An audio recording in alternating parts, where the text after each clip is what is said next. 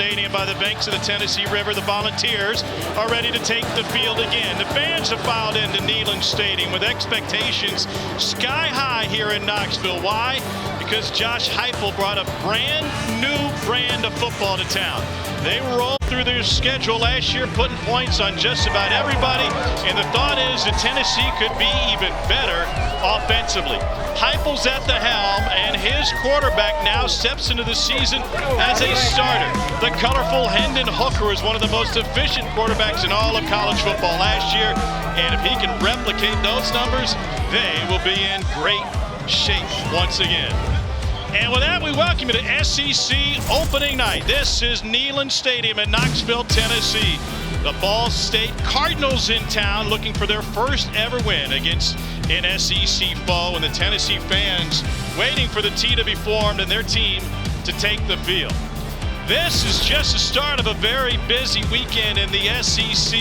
We got a double dip for you. Our crew will head from Knoxville down to Tuscaloosa to see the reigning Heisman Trophy winner and maybe the best defensive player in all of college football for a night game on Saturday night. Elsewhere, Oregon, Georgia, Florida State, LSU, Cincinnati, Arkansas, Utah, Florida, and here in Knoxville, the Volunteers.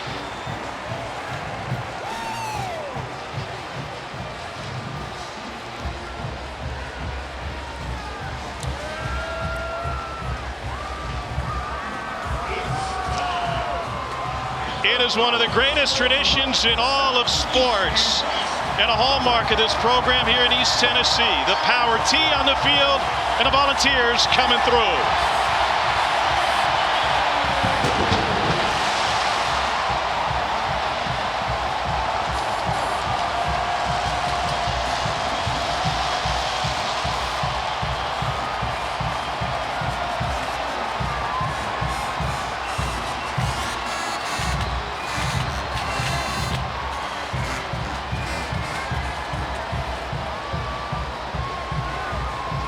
With that, we welcome inside Neyland Stadium. Up in the press box, Tom Hart alongside Jordan Rogers, Cole Kubelik down in the field. I wasn't sure you were coming back. I'm really excited. You got married. You had a busy offseason. I did. You know, they said Tom's going to be your partner again. I said, really? Thought about it, but here we are. I don't blame you. Hey, listen, Josh Heupel's got a returning starting quarterback, so that's good news for him. It feels like a good marriage between those two. A lefty who could sling it, and now he's got Hendon Hooker getting his first start on opening night. Yeah, look, second year for a quarterback in any system, you usually take a big leap. Now, I want to talk real quick about the exception versus the rule. When it comes to quarterback play, the rule is the more efficient you are, usually the less explosive you are, and vice versa. Hendon Hooker is the exception to the rule. He's the second most efficient quarterback in the Power 5 and also the fourth in yards per attempt, which means he's pushing it downfield and he's being efficient. That's a rare combination. Well, the offensive numbers were off the chart for Tennessee last year. The defensive numbers left a little something to be desired. For more on that, here's Cole down in the field. Yeah, 99th in total defense a season ago, Tom. Obviously, Tim Banks wants that to improve, as does Josh Heupel. This program, these fans used to seeing top-end caliber defensive players. 20 defensive players selected in the first round in the modern draft era from this Tennessee football program. Haven't had one since 2017 in Derek Barnett. Is there a game wrecker, a takeover player on defense that can emerge for the Vols this year? It's one thing I'm going to be watching for tonight. Tyler Barron, Jeremy Banks, who could be that dude for this Tennessee football team? Boy, they had some dudes back in the day, Cole, from Reggie White to Al Wilson, who's part of the national championship team, the heart and soul of it on the defensive end, and more recently, Eric Berry, who was knocking people's heads off. If they can find somebody like that, because, Jordan, we know they have playmakers on the offensive side. Yeah, look, if their defense, they don't have to be top 5 in the SEC. If they can just improve a little bit with how good this offense is, the sky is the limit for this Tennessee team. They're going to have a good test tonight in Ball State. Talented quarterback, receivers on the outside with experience. It's going to be a good test for Tennessee week 1. Ball State won the toss. The Cardinals have elected to receive, and they will put a fourth-year junior quarterback out in the field for his first ever start. Good crowd on hand here at Neyland, and they are getting fired up for football time in Tennessee.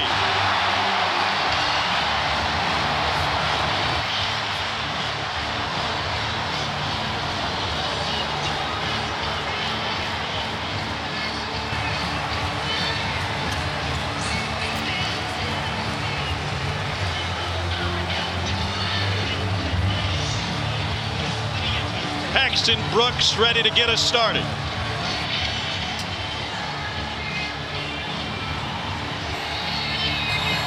Josh Heupel's squad anxious with his night kick to begin their season for Ball State.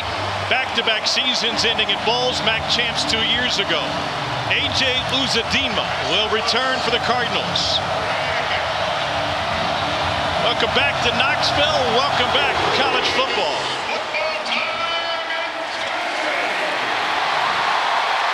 Uzodinma has it to the 20 and a few more. And that's where John Paddock will get things started. Very little experience in the quarterback department for this Ball State team. They were replacing a 3-year starter in Drew Plitt. And it is John Paddock at 5'11", less than 200, who gets the call. Yeah, not a lot of experience, but these coaches, Mike New and offensive coordinator Kevin Lynch, been here a long time. They said he will be the most talented passer we have had, period. Since we've been here, they expect him to be one of the best in the MAC this year, and he'll give this Tennessee defense as much as he can for 4 quarters. They'll operate out of the shotgun. He's got his running back Carson Steele. And they're going to reverse on the first play, and a flea flicker. They get intercepted! Picked up by Tennessee! Tamarion McDonald with a takeaway for the Vols. How's that for defense?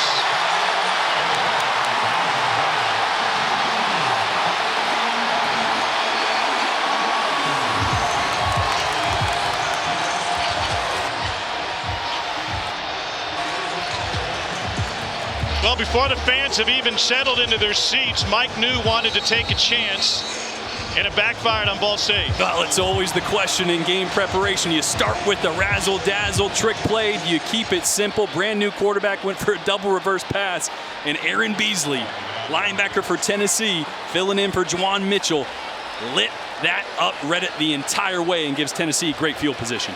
So here's Hendon Hooker, 5th-year senior out of Greensboro, North Carolina. And he delivers the outside of the flag on the play inside the 10 to Jalen Hyatt. He'll stretch it over the goal line. If it stands, it's a 23-yard touchdown. And it's a big if.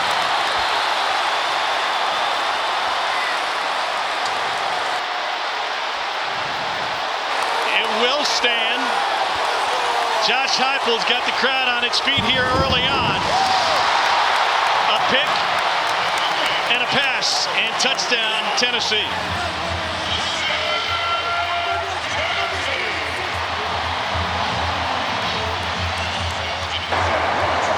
Personal foul, hands to the face, defense number 6. The touchdown is good. The 15-yard penalty will be assessed on the kickoff. Steve Marlowe, our white hat.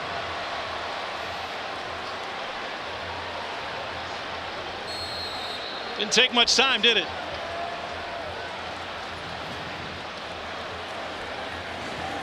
Chase McGrath for the point after. And he fits it through. Volunteers need less than a half a minute to get on the board. That's a way to start, huh? All those hours of off-season training, the hot, the sweat, amount of time you put in, and hey, a couple seconds, 7 points on the board. It really started with the double reverse here. And watch Aaron Beasley, Mike linebacker, working off the edge, working through a block here to get to John Paddock. And that forced the errant pass, and then coming back the other way, a conversation we're going to have about who can stand up on the outside as you see the interception one more time for Tennessee. Who's the number 2 receiver going to be? Jalen Hyatt making a strong case for it to start this game. As you see a play-action pass by Hendon Hooker here. It's going to be a wheel route on the outside by Hyatt. A wheel stop, they call it. Coverage was over the top. Made a great move to get in the end zone. Talking with offensive coordinator Alex Golesh about how they script their plays, and he said there's a few things will get you off script. A pick on the very first play will definitely lead to that. Yeah, he said usually we script a couple 5-play drives, but on a change of possession right there, you go to your best play.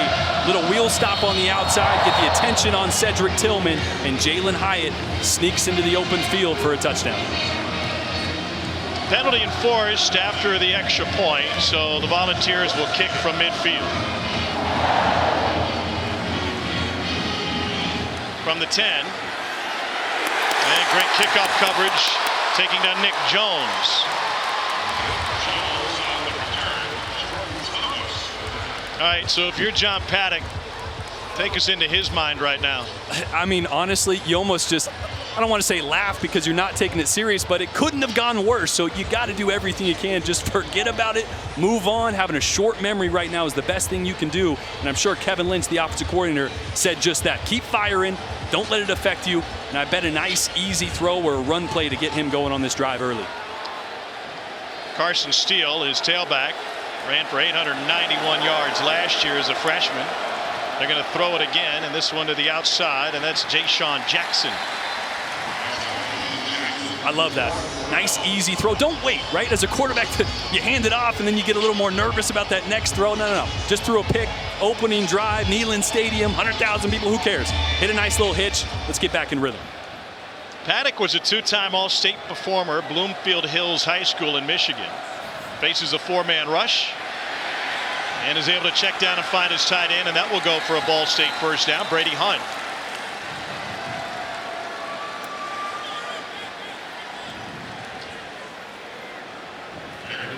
Ball State offense last year under Mike New, who's been a part of their MAC championship games, both as a player, as a coach. Had an all-conference quarterback, some great receivers, and an offensive line that they're looking to replace. Here's Steele with his first touch, and he finds maybe two. Beasley with the stop. Yeah, look, this is a pro-style system, right? Mike New, head coach for Ball State, came from the New Orleans Saints. He was an assistant there, then a quarterback coach as well. So they're going to use a lot of formations, a couple tight ends, try to give you a bunch of different looks. But at its core, it's a pro-style system. You're going to see here John Paddock under center. Bunch to the right, two tight ends in the game. They love their tight ends. They'll play four of them tonight. And a spin free for Carson Steele, and he gets a couple more. A couple of real issues for Tennessee defensively. One in the red zone, another one on third down. This is their first third down test tonight. Yeah, this Tennessee defense has got to figure out how to get pressure on the quarterback without bringing pressure, without bringing a blitz, and a lot of that's going to be on Byron Young. Super talented defensive end. He plays the Leo position for this Tennessee defense, and he's got to turn into a sack monster and a force off the edge. He's got the talent to do so. See what he does here on third and long. 5.5 sacks for him last year. Four-man rush. Quick to the outside. Good for a Ball State first down. Johannes Tyler, who now has his 27th consecutive game with a reception. That's top 10 in the country. I tell you what, just a stop route on the outside. It's called a sticks route. Get a yard or two past the sticks, turn, and that quarterback has got to put it on the outside shoulder, as you see Paddock does there. He's already rebounded really well from that early interception. A couple really accurate passes to get him back in rhythm and pick up a first down. Tried to go with the reverse flea flicker on the first play. It turned into a Tennessee interception. This is Will Jones, who gets his first test, and he's met by a host of orange jerseys, Cole. But I tell you what, you talk about a defensive end setting the edge, sometimes just setting the tone. Watch Byron Young, 6 here, coming off the left edge, taking on 53. Just blow him up in the backfield. Obviously going to allow more orange jerseys to be able to get on the perimeter and make that stop. You know we're back in the season when we're getting Cole's sound effects. 4 or 5 minutes in, I love it.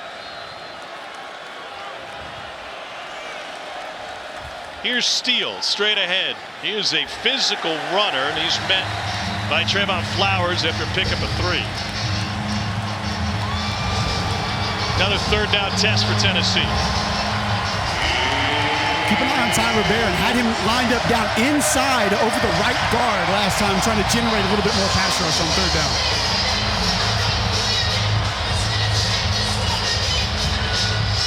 A long ways away from third down for what?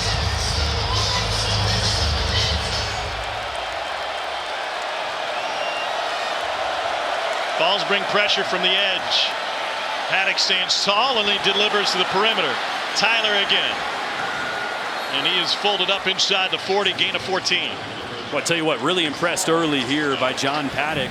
Trying to push the ball downfield on that one. Coverage was over the top, so check it down to your receiver sitting wide open in the flats. Pick up yet another first down. Tennessee's got to bow up here. We got to see a little more pressure. They're getting in and around John Paddock, but got to get some contact on the quarterback here for this front four from Tennessee.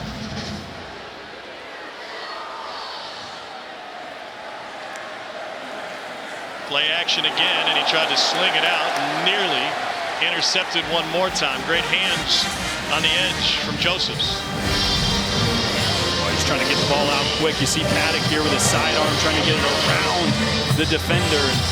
That one almost went the other way as well. So after their first drive lasted just one play, this will be the 10th play of the second possession for Ball State.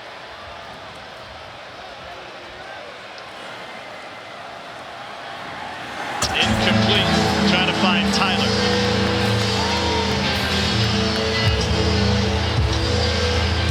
What makes a defense good or bad on third down? Well, it's the ability to get pressure on the quarterback without blitzing, right? If you have a good quarterback, an experienced quarterback, you blitz him, he's going to know where to go with the football, distribute it, and make you pay.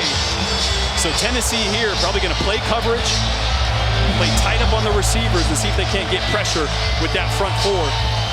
Tyler Barron, number 9, Byron Young.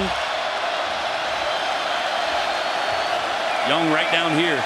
Empty backfield for Paddock. Incomplete. No flag. Trying to find Ja'Shawn Jackson.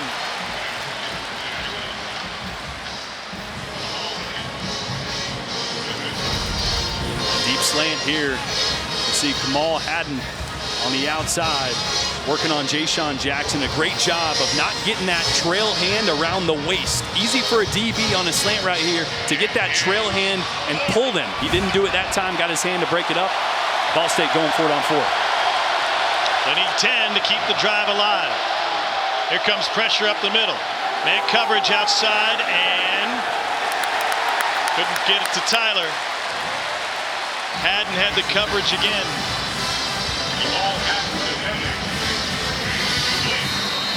Tennessee needed just 9 seconds to score one play on their first touch of the game, and on SEC opening night they'll get the ball again.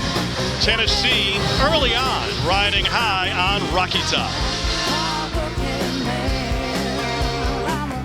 Selling a home is expensive. And quarter scoring than the Tennessee Volunteers. Josh Heupel's squads have always gotten off to quick starts.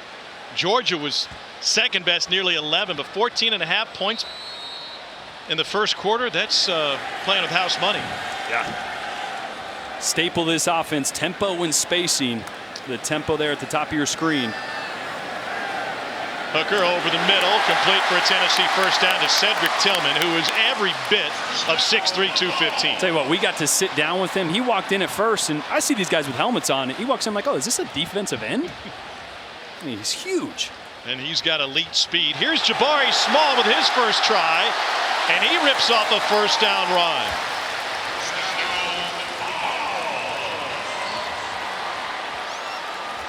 Tennessee going tempo. Small again. All-State a little more prepared that time after his long run. A pickup of 4. Kyle King the stop.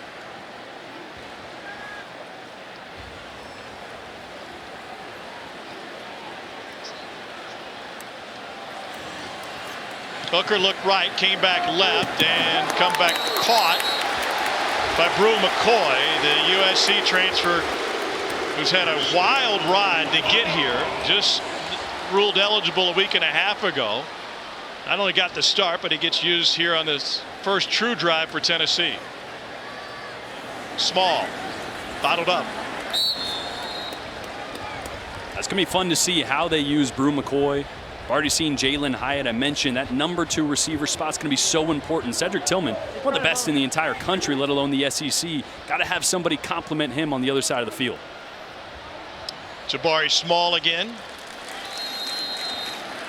Well, Josh Heupel and his offensive coordinator, Alex Golesh, not wasting any time and turning up the tempo as expected.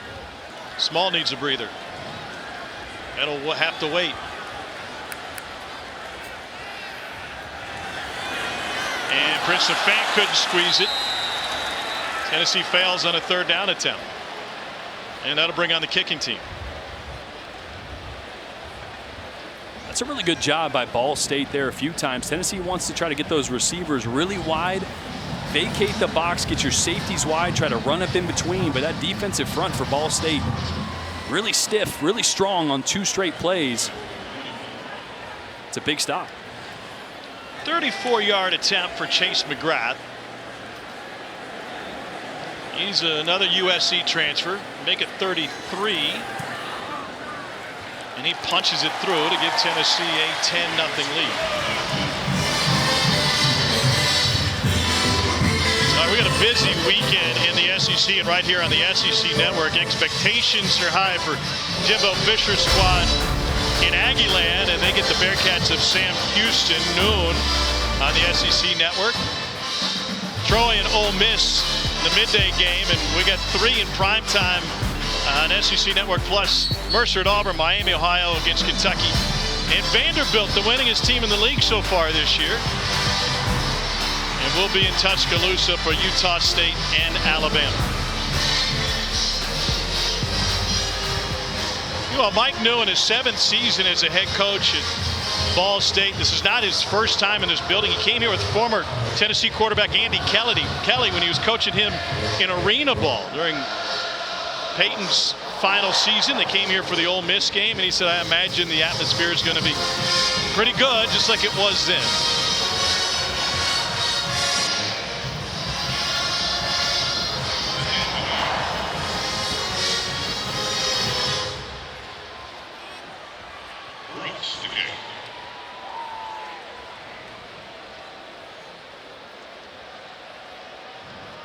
Paxton Brooks to kick off.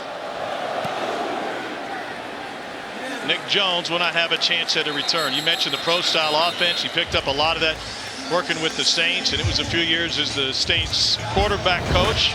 He had been in town with Tulane as well and working with the New Orleans Voodoo, their arena team. Mickey Loomis, the GM, Sean Payton, the head coach, and of course, you work with a guy like Drew Brees. You learn a lot about the game, even though you're supposed to be his coach. Yeah, Drew Brees and Sean Payton. You know, Mike New was talking about, man, how do I sit here as a first-time quarterback coach at this level, and I'm telling Drew Brees how to install a basic pro-style play, and he's taking notes, being very respectful when Drew Brees very well could have ran circles around him. Pretty cool story. He's got a great background. And after 2 straight bowl games, he's got this Ball State team headed in the right direction. He was the MAC Offensive Player of the Year in '93 and helped Ball State to a MAC championship, and then they went back and won it 2 years ago. There's Steele again. I told Mike New before the game, I don't know if Carson Steele is more Thor or Fabio, but he's got all the measurables. Yeah, I can't believe it's not butter. Spray. The way he runs is so smooth, you know?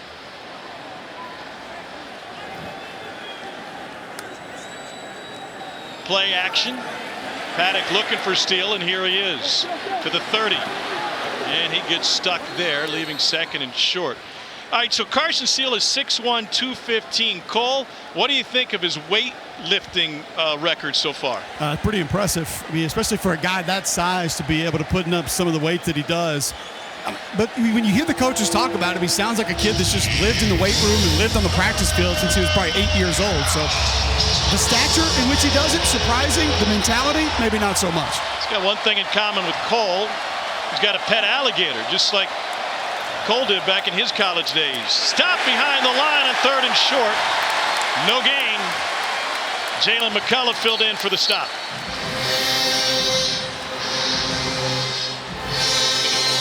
Boy, Jalen McCullough comes off the edge. You're going to see him come out from off the screen like a bullet here. Reads the play diagnosis. Sneak. But Tennessee wanted to get a timeout. So Ball State uses a timeout. Excuse me, they pointed the wrong direction. Tennessee with a timeout, identifying the fact that they were going to go for it. All right, walk me through Mike New's decisions here early on. They go with the reverse flea flicker. Then in Tennessee territory, trying to catch Tennessee off guard and go for it on 4th and 1. Yeah, you're playing with house money, right? I love it. Be aggressive. Let your kids get out there. Show you have some confidence in them. Look, is it the most sound strategy? Not always, but you're a big underdog here. It couldn't have gone worse to start. It's only 10-0. Got a big defensive stop, so I love being aggressive, trying to catch Tennessee's defense off guard, backed up in your own territory. Just, hey, next time I'm on the telly, just smack me in the head when they're going for it on 4th. I'm over here trying to draw something up, and they're trying to QB sneak. No, I can't. JoJo would have me. She'd have my head on a platter if I raise my hand. They're going to bring the offense back out. Now, this is surprising because it's not catching them off guard now. QB sneak again. Most underrated play in all of football. I'd run it back. Give a hard count and then quarterback sneak again. Find that B gap if you can. Can't find it. Got to push from behind and still stopped him short.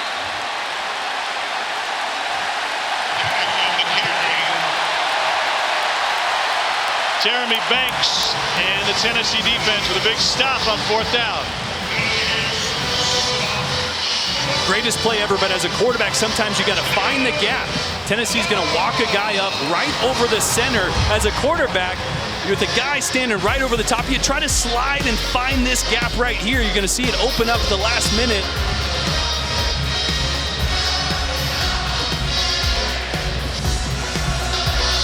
Biggest thing I saw, Jordan, is he put his eyes down as soon as he took the snap. Couldn't see anything. Academy Sports and Outdoor. Defense last year. The most difficult part is really the scheme. As a defensive coordinator, you got to decide, do you play one high or two high? Playing one high, you got to account for Hendon Hooker being a runner, get 7-on-7 in the box, but then you leave a one-on-one matchup somewhere. And oh, by the way, that's Cedric Tillman, one of the best receivers in the entire country, is going to win those one-on-one matchups. So hey, with those splits, you go too high. Get help over the top of those receivers, but now you have a light box. Tennessee has the advantage. Run up the middle, nobody there to make a tackle. You really don't have a great option. You got to play fundamentally sound, but in one way or another, this Tennessee offense is going to find the numbers and attack you on the ground or through the air where they have the advantage. So where can they get better? I think efficiency on those deep throws. Hendon's been so dangerous and so efficient, but I will say he could be a little more accurate. Missed a few last year. Missed one right there. Talked to him a lot about his mechanics. Got a little wide with his footwork at times. His back foot wasn't under him. When you do that, you start to lean with your upper body to try to generate velocity. That's when you miss high or low, like you saw right there. He did not get the start on opening night last year. Here's Jabari Small again. That went to Joe Milton, the Michigan transfer. They're now roommates and they're good friends. But Josh Heupel admitted to us yesterday, he said, I'm not sure that we had a great feel for what Hendon was as a playmaker and a competitor and a gamer. It showed up in the game. Stop after a gain of just 1 on 3rd down. When you think about it, quarterbacks got red jerseys on the entire offseason. So you know a guy's athletic, but you don't know, oh, would he have broken that tackle? Would he really got away from that defender until the lights are on and it's a different color jersey on the other side. They're going to go for it on 4th and 6. And a little bit of movement brought early contact, and that'll make it 4th and 1. For all the tempo that Tennessee runs, they still like to shift. They still like to motion, and they usually do it after in a dead ball situation. Yeah, with the background of offensive coordinator Alex Galesh, Iowa State, a lot of tight ends, a lot of shifting, a lot of motioning to create an advantage, and he's blended that very well with the high-octane tempo of Josh Heupel. Neutral zone infraction defense, number 36, in the neutral zone, causing the offense to react. 5-yard penalty, 4th down. It's a little gamesmanship here. A quick move by the tight end, trying to get a jump. Watch 76. Play through the echo of the whistle, my friend. Go get him, big boy. All right, what do you like on 4th and 1? Jabari Small gained 12, 13 pounds in the offseason. He's bigger, still as fast as he was. Trying to hand him the rock and let him run a few people over. There he is, and there he goes. Nice move to the outside. And Small's got it after a pickup of 10 when he needed 1 for a fresh set of downs. And here's the tempo for Tennessee. Fastest in the country last year. 3 plays per minute. Into the end zone. It is hauled in out of bounds by Cedric Tillman.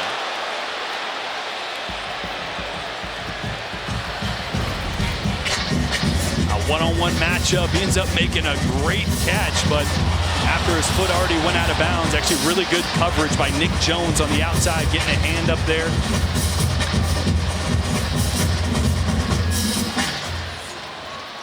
Almost an unbelievable play.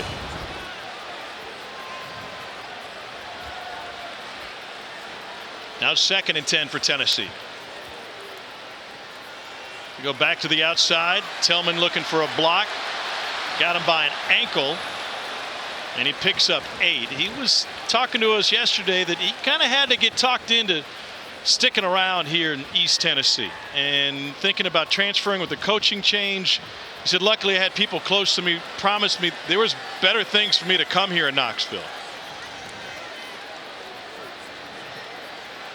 He's got one-on-one coverage on the top. End zone, incomplete. Trying to find Princeton Fant, and the flag.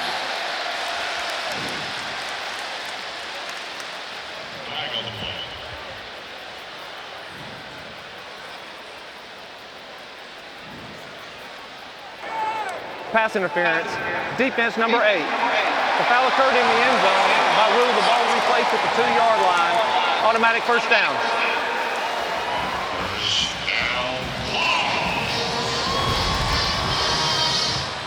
Down here at the bottom of your screen, DB is just going to get that arm wrapped around Princeton Fant as he's breaking in the middle. So Small barrels his way to the goal line, and he's stopped inside the 1. Talking with Alex Golesh and Josh Heupel yesterday, one of the things they pointed out, you mentioned the extra weight that he put on. He's got to be able to handle the pounding. Golesh on the left side of that shot. Here's Hooker, got a blocker, and he's got 6. Touchdown Tennessee and Hendon Hooker.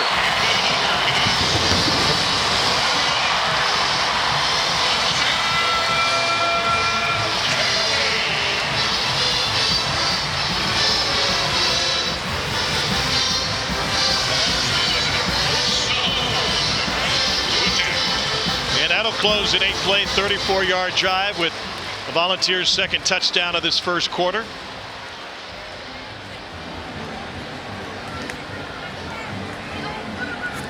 McGrath again. Tennessee ahead of pace, up 17-0 with 4:02 to play in the opening frame. Used to love it as a quarterback. Your running back gets you all the way down to the 1, and hey, coach, let me take this one. 1 yard in for Hendon Hooker. A touchdown feed. Yeah.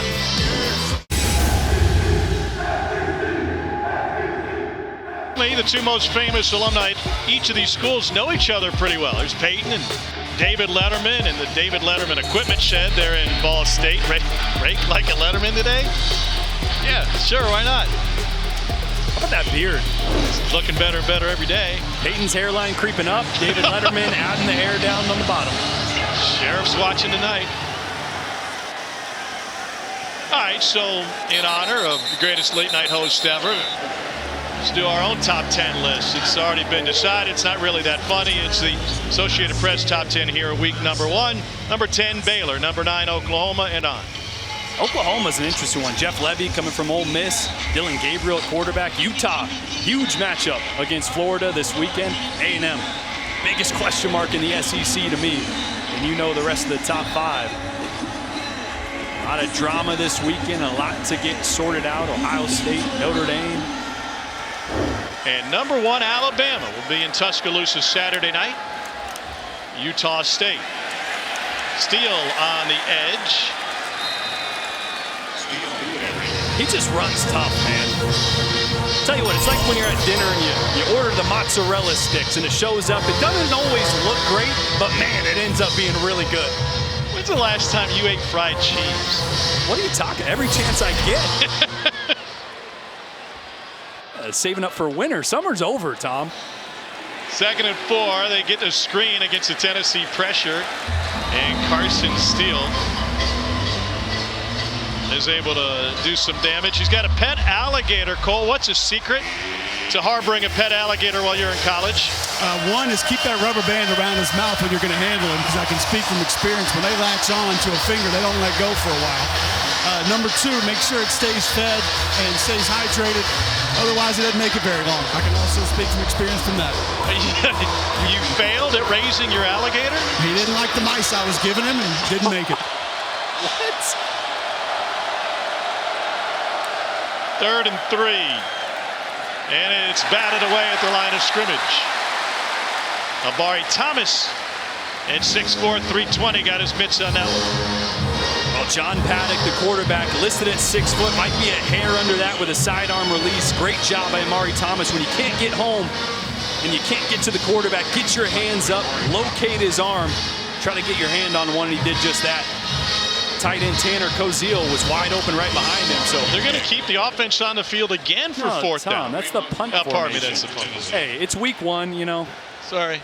I'm drawing the telly on 4th down. You don't know punt team to quarterback. I'm offense, so worried about Cole's alligator. Did you at least get a nice pair of boots out of him, Cole? He wasn't big enough for that. Wow. Maybe a wallet? Like a belt? fanny Might pack have couldn't have nice. gotten a wallet, maybe. How? I mean, was that a positive in getting girls back to the dorms, or like I don't know. What was the motivation, Kublik? Yeah, no, there were no girls coming to our dorms. Ben Thomas had that thing locked down at Sewell Hall. That was not taking place. But had a couple snakes before that. Went to the pet store, traded the snakes in, took the alligator. Couldn't believe he had one. Couldn't believe he was going to let me have it. So we gave it a run, and 6 months later, it was over. All right, so we've been together 6 years, right? There are very few secrets among us anymore. And when Cole offered the fact that he had a pet alligator in college, we all fell out of our chairs. It's just not something you offer up early in conversations, or maybe even the first 6 years of knowing somebody. The first thing I tell people. That's right. Hi, I'm Cole Kublik. I used to have a pet alligator. Named Osiris after the late, great ODB. Jalen Wright taken down behind the line of scrimmage. Sophomore from Durham, North Carolina, same hometown, or close, a Hendon Hooker from Greensboro. Played at Durham Southern. Hooker looking to go deep, and he lets it fly. It is incomplete. Hyatt thought he had it. Coverage down the field by Jordan Riley Scott. Well, it's the exact same play they ran earlier for the touchdown. A post by the outside receiver, a wheel by Jalen Hyatt on the outside. This time he doesn't stop it, he keeps running. Nearly came down with that one. You wish Hendon would have put that a little more over the top and upfield. That's some of that accuracy issues downfield we've talked about. I don't know. He is 4 for 8 to start the night.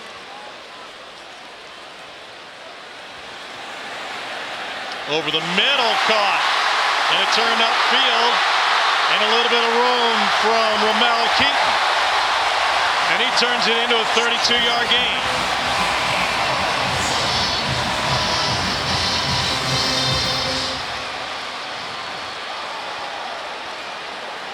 First quarter still ticking. Tennessee looking to add. Hooker directing traffic, and a great open field stop by Ball State. That's Riley Scott, who dropped in coverage a couple plays ago. It's a loss of 1. And again, it wasn't that wasn't an accurate throw, but was it the right type of throw? Right? Put that one a little more on the line. If you put that higher with more air under it, downfield, he's got the arm strength for it. Receiver can run underneath it there when you have an underneath defender trailing. Can we get a new headshot? Terrible headshot like that right there. You got to change things up. That's bad, man. That's like 6 years old. Yeah. I got to talk to somebody. Can't believe you went with that look. Here's Jalen Wright on the perimeter. And he's able to pick up 6. Another stop for the sophomore from Clinton, Maryland, Jordan Riley Scott. Ball State was out their starting middle linebacker, Brandon Martin, in this game. He's a little banged up. Here's Squirrel White with his first touch. He's sure to be a fan favorite. And this leaves Tennessee with 4th and short. And Jalen Wright right at the yellow line. We remind you the yellow line is unofficial. This is Tennessee first down.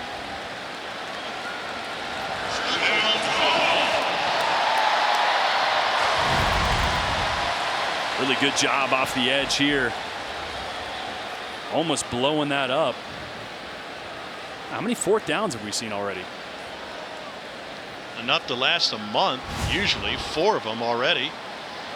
Cole, Florida transfer Gerald Minshew getting the start at left tackle in this one. Yeah, super athletic. It's a position that's not locked down just yet. We'll keep an eye on it the entire game. Hooker to the outside. Jimmy Holiday. Mincy will split time with Jeremiah Crawford is the plan, and everything going according to plan for the Volunteers through one quarter. Tennessee got a pick on the first play of the game. The second play of the game, they threw a touchdown pass, and Volunteers with a 17-0 advantage. It's true. Everyone gets a free new Samsung Galaxy. Back in Knoxville, a beautiful night for football. Hendon Hooker and the Volunteers up 17-0. Cole, you're down on the field. What does Hendon Hooker look like to you tonight versus last year? I think the biggest thing that I've noticed about Hendon is how comfortable he looks in some of the play action stuff that Tennessee does, which essentially is every play. So when he puts that ball down in the belly and kind of pulls it back up, Jordan, I don't see his eyes going down, looking at the back. He's keeping his eyes downfield as his potential targets or whatever his read is at the line of scrimmage, not moving his shoulders too much. Just very fluid with that football in and out of fakes. Been on quite a run, 13th consecutive game with a touchdown pass, second most in Tennessee history. That's dangerous, but still caught, and it's turned into a Tennessee first down, and Brew McCoy stepped out of bounds at the 8-yard line. Second catch of the night for the former Trojan.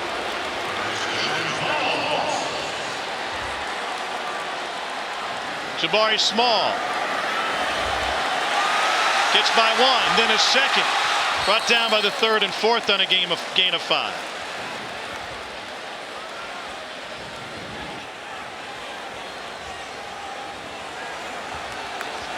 Second and goal.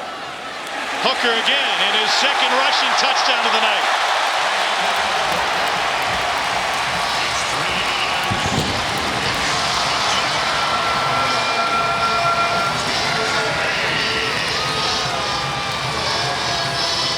Tennessee proved last year they were a better team when they could run the ball, and they're doing that at ease tonight, especially with QB. Yeah, it makes this offense so dangerous. Hendon Hooker, as good of a passer as he was last year and is still, his legs give another element to this defense and give nightmares to defensive coordinators all over the country. Extra point is good. Sixth time in his career as a ball, Hendon Hooker's had at least one passing touchdown and rushing touchdown in the same game. And it's not complicated stuff, right? But because of the tempo, you can run something as easy as just a zone read. And you got the nickel back, Lauren Strickland right here, and Hendon Hooker's going to get eyes on him, read him. Look how hard he comes out at the running back, and there's nobody left for Hendon Hooker. Good block on the outside there by Jalen Hyatt. But the tempo, that's everything, right? It's such a simple play, but when you line up so quick, guys are caught off guard. They're not thinking about, oh yeah, I got to keep contained and watch the quarterback. He's like, oh, where's the ball? Runs to it, and all of a sudden, Hendon Hooker with sleight of hand has a touchdown. The only question now is if he's going to change clothes at halftime. Yesterday we talked to him about his wardrobe changes as a youth. He said, yeah, I just had to be the perfect outfit for the perfect event. I changed 6 times. By the time we talked to him midday yesterday, he was in his 3rd different outfit. I feel him. Tom, you know, I've always been a fashion aficionado. I don't know about 4 times in a day, but I tell you what. Yeah, you had 3 different outfits at your wedding. That's true. Yeah, but I tell you what, one time kindergarten, our mom made us pick out our outfit the night before. So there wasn't any drama in the morning, right? I picked out an outfit in the morning. I was like, no, you know what? I'm not feeling it. It was matching stripes, red and blue. She's like, no, you picked it. You're wearing it. So I show up. I'm putting up a fight. Kindergarten teacher says, here, I got it from here. I kicked her. I said, I'm not wearing this. Gave her a nice swift kick to the shin, and yeah, I've been a diva ever since. I had emergency clothes in kindergarten too, but that was for a totally different reason. 24-0 Tennessee with the lead. Not my proudest moment, but I'm sorry, Miss Stone out there. She was a sweet lady. Probably. Yeah. She was a sweet lady. She wore shin guards day 2. Yeah, needed to. Well, Ball State has proven to be kind of throw caution to the wind tonight. At what point do they settle down, and what can they get out of this game at this point? Well, I think they get back to some of the quick game stuff they were doing with John Paddock early in the game after the interception. You know, Tennessee was given a little grass. You see him playing a little more press coverage now on the edges, not giving them that, but get some of those quick throws to the perimeter, make this a 1-on-1, 2-on-2 game. It's Carson Steele again, finds just one. Cole, what are you seeing up front from Tennessee here early on? Nice job taking on an offensive line that actually plays pretty physical, especially for a group of 5 MAC offensive line. Most of these starters back from last year, Jalen Turner, Corey Stewart, guys that really stuck out on film. And the beef of that Tennessee defensive line showing up early. I like the way that they're filling their gaps. It's a single gap defense. I haven't seen them out of those too often. Figures you'd go with beef. The Kaler family owns a herd of bison. They get it to the outside, and Johannes Tyler stopped just short of a first down. Nope, they got it. Was bison on the menu last night? I feel like we had just about everything else. No, we had elk sliders. I don't think there was bison. Those elk sliders were fire, Tom. Just don't find those anywhere, do you? I don't. Here's Steele again. Carson Steele last year carried the ball 192 times. That was top 50 in the country in rushing attempts. He can handle a workload. He already has 8 carries tonight.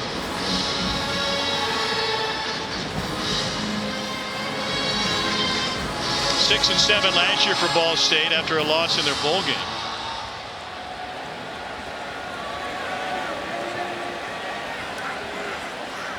Steele.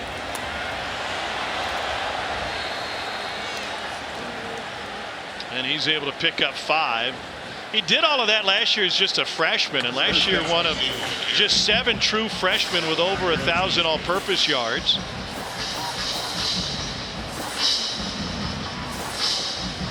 I think that last run right there is where he's most effective. He's a really nice one-cut runner. When he makes that cut, he's not looking for anything extra other than getting north and south. And sometimes in a lot of the zone scheme stuff that you see, being maybe half a step slower than other guys can be a big advantage. Interesting take on that. He was over the middle for a first down, and it's Ja'Shawn Jackson who picks it up. This is a Ball State team that came with the second fewest returning passes in the country behind only Colorado State, but Paddock looks to be in rhythm. Yeah, a lot of experience on the outside, and starts with great protection. You see a nice pocket form around Paddock. Got a dig route, high-low combination on the outside, and Ja'Shawn Jackson, their best receiver. He's a great route runner. Look how quickly in and out of that break. That's what created that separation. 6th play of the drive for the Cardinals. Ryan Lazan handles that one of the 4 tight ends who will see significant action for Ball State. You know, with so much of the transfer portal being a thing, Ball State had a nice little pickup. They got Amir Abdur-Rahman from Vanderbilt. Big body wide receiver on the outside to add to the 2 studs in Ja'Shawn Jackson and Johannes Tyler they already had. Despite what happens tonight, this is a team that's going to make some waves in the MAC.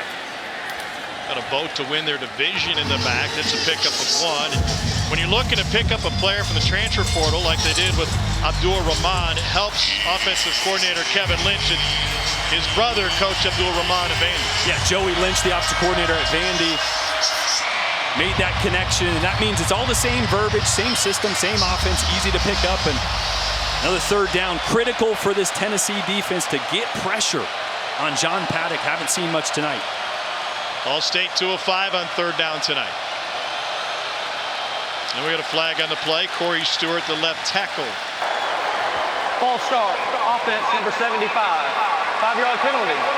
3rd down.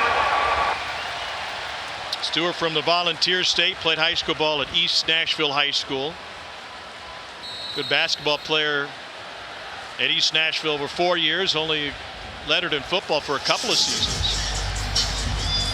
3rd and long here. Tyler Barron and Byron Young both check back into the game. You see Byron Young here on the edge.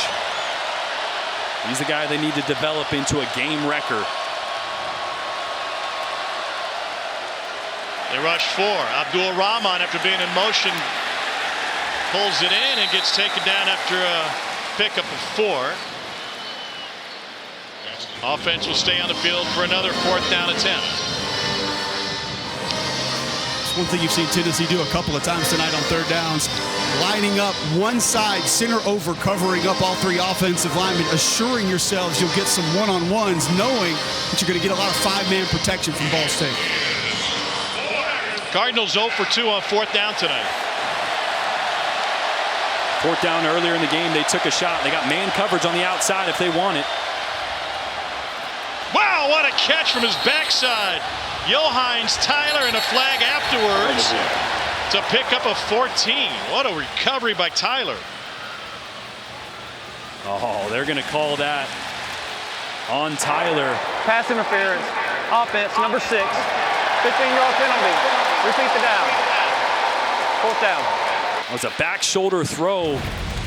Johannes Tyler makes a great adjustment. Let's see at the top, as soon as he turns right here, where's the push-up? Yeah, a little extension there with the right hand. Not a ton. Warren Burrell on the receiving end of that. But anytime you extend that hand, even if it's not significant, it's easy for that back official to see it and throw the flag. Unfortunate, because that was a heck of a throw and a heck of a catch. Don't we see it more often with 2 hands on a push-off versus 1? But again, just the angle of that judge was sitting right, looking right back towards the quarterback. Easy for him to see that extension with the right hand. Lucas Barrow, the Australian punter from Newcastle. Cardiff High School, played Australian football for the Sydney Swans. And a special hello to all of his former Sydney Swans teammates watching this morning in Australia. 37-yard punt. Selling a home is expensive. Been laser accurate tonight and all of last season, but any good quarterback still is a grinder. You see him here working on his base, really working on keeping his legs tight, his back foot underneath him, not overstriding with his front foot, and his accuracy has been on full display. Watch that front foot. Gets down really quick. He's not striding too far. That's when he'd get in trouble. Missed throws high, missed throws low. He's been really efficient and really strong with his base, and you've seen the accuracy be more consistent because of it. From the Megan Trainor playbook, it's all about that base. All about that base, baby. No trouble. Second only to Heath Schuler in consecutive games with a touchdown pass for Hendon Hooker. And he's got 2 rushing touchdowns tonight. If you had Megan Trainor on your bingo card, congratulations, you're a winner tonight. Pick up a 4 to Jalen Wright and a flag late. We've talked about what this Tennessee offense will look like behind Jabari Small at tailback, and they have some very talented freshmen that will get chances. Justin Williams-Thomas and Dylan Sampson. But in all that preseason conversation, I feel like Jalen Wright was just swept over. Talking about these great freshmen, where can he fit in this year? Well, he's extremely talented. He's explosive. I think the biggest difference is he was banged up last year. Offense number 19. Penalties half the distance to the goal. Repeat 1st down. Speaking about Jalen Wright, who's out there right now, banged up a little bit last year, didn't really have the confidence, coaches said, in his physicality between the tackles, be able to take hits, deliver them. He's a completely different player this year because of that trust. He's healthy. He trusts his body. He's more physical, more explosive. I think you're going to see a guy that, you're right, has been kind of overlooked. Yep. But he's going to play a huge role in this offense as the number 2 back right behind Jabari Small. Ball's left with a 1st and 17. Keaton had to leave his feet to haul that one in, and that gave the Cardinals time to collapse on him. Pickup of 7, and that will leave 2nd and 10.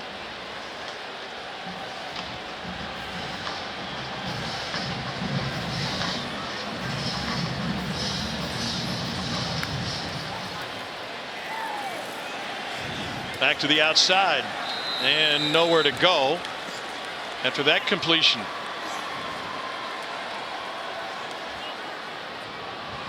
Walker Merrill with his first catch. On 3rd and 5, deep ball, and too strong. There's a lot of contact and hand fighting on the outside right there. Walker Merrill working the vertical route. Best quads in the team? Oh my gosh, yeah, we were at practice. It's like, man, I gotta get back in the gym. And I wear short shorts, but my quads don't look like his. You need a Nair sponsorship. Hey, I'm not that hairy, to be honest. Tennessee to punt it away. This is Paxton Brooks. And he almost got it blocked. Wow, what an effort by Ball State. Brooks somehow got away a boomer. It carries 45 yards before Jackson hauled in the fair catch. All balls. Josh Heupel had quite a takeover on his hands when he showed up on Rocky Top. And the Tennessee River flows right by this stadium. And well, since Philip Fulmer won the national championship in '98, later was replaced by Lane Kiffin with his visor for just one season. And some other coaches kind of floated through. Dooley and Butch in a sub-500 team for a decade. And Jeremy Pruitt. Cole does a great impersonation. And then Heupel comes in his speedboat, and they said they're most proud of changing the culture and making those changes, but man, did he change this offense overnight. Yeah, and I think that is part of the culture, right? I mean, players want to go to schools and play within systems that give them opportunities to shine, opportunities to get attention and play at the next level. And if you're a high school athlete out there that's a skill position, how could you not want to play for Josh Heupel in this Tennessee offense?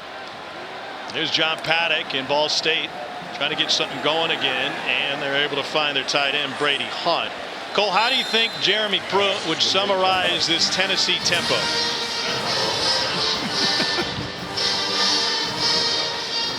No? I think he would say that it would be very difficult to defend, and he'd be happy to see the quarterback play, and that he wouldn't have to run any of them off. Doesn't sound like the voice I heard last night, but we'll give you a pass. Not familiar with that one. 2nd and 8.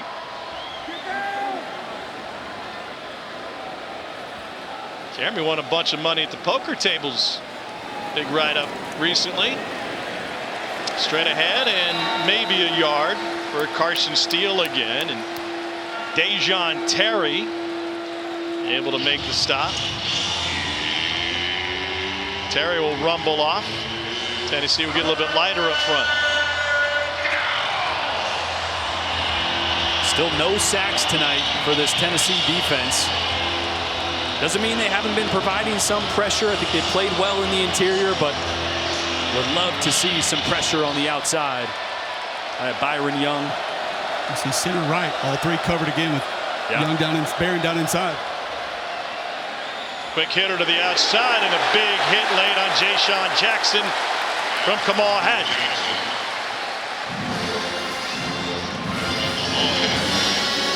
Just a stick route. Got zone coverage, trying to find that soft spot. Hadden sitting in a cover 2 look. Cloud corner, just waiting for that one. Transferred in from Independence Community College by way of Auburn after spending a spring there. Tennessee is without D. Williams tonight at another quarterback position. He's out with an injury. You know, when they lost Delonte Taylor from last year, probably their best guy on the back end, best cover guy. But I really think this secondary maybe doesn't have the elite talent it's going to develop, but they are really deep and they're really solid on the back end. Trayvon Flowers back to receive.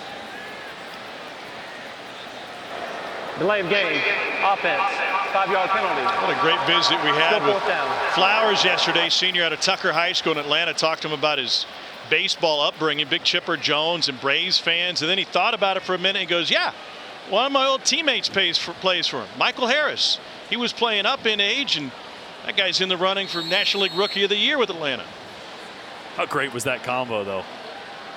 Football was an afterthought for him. He was a baseball player. He's like, I went out there and scored a few touchdowns when I was 10 and then had a baseball tournament, so never went back. Not a great punt.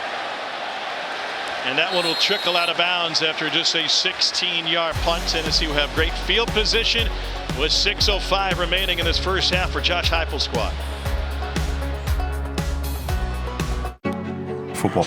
Well, they got Dolly on the big screen, and the only thing more popular than Dolly in the state right now is this Tennessee offense. They were fastest in the country last year. A full second faster than Ole Miss, and Ole Miss flies. I tell you what, it creates problems. You got a team like Ball State. They've been practicing for the tempo since spring ball, trying to get ready for this game. A lot of teams, it's almost like facing a military academy school. It's just completely different. You got to focus on certain things that you never have to, because they're lightning fast. Tyler Stockton is the defensive coordinator for Ball State. He faced this offense, and that's a play inbounds by McCoy, spun back to the inside. He was a player at Notre Dame when Heupel was in his 2nd year as the OC at Oklahoma.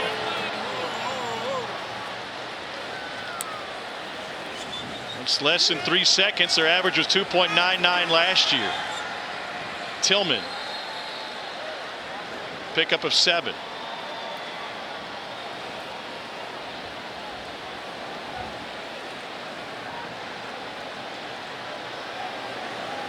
.99 plays per minute last season. They go to the run game here, and Jabari Small's got a first down. Pickup of 8. And one of the advantages of this, you run it early in the game, you automatically know the default check for the defense. So now when you go this fast, you know exactly what coverage, exactly what look you're going to get. And Alex Galesh can dial up plays like play action right here. Able to dump it off to Small. And he scampers out of bounds after another first down.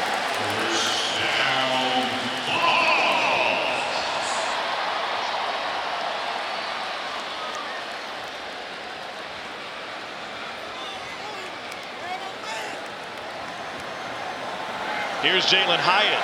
First man miss, and he's out of bounds. From a quarterback perspective, what do you need to be efficient in this offense? You need to be able to think and process quickly. And that's why sometimes the first year in this is really hard to be effective. Hendon Hooker was the outlier. Small again. Still chugging. He's got a Tennessee first down, and they shove him into the end zone. Touchdown Tennessee. Javonte Spraggins hauled him in. And it's a 7-yard physical run by Small and company.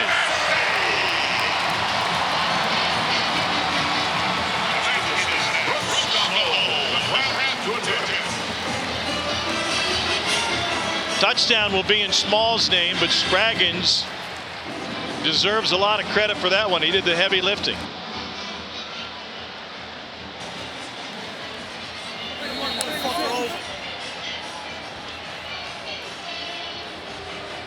Here's Chase McGrath again.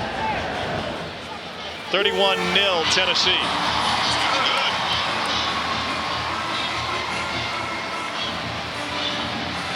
Cole, you love this play? Josh Heupel was excited to tell us about Javonte Spraggins at right guard and how his technique and fundamentals have improved during the offseason. This is just extra effort. Go find the pile, push him into the end zone, and get your celebration going. He's had a different one for every touchdown Tennessee has scored today.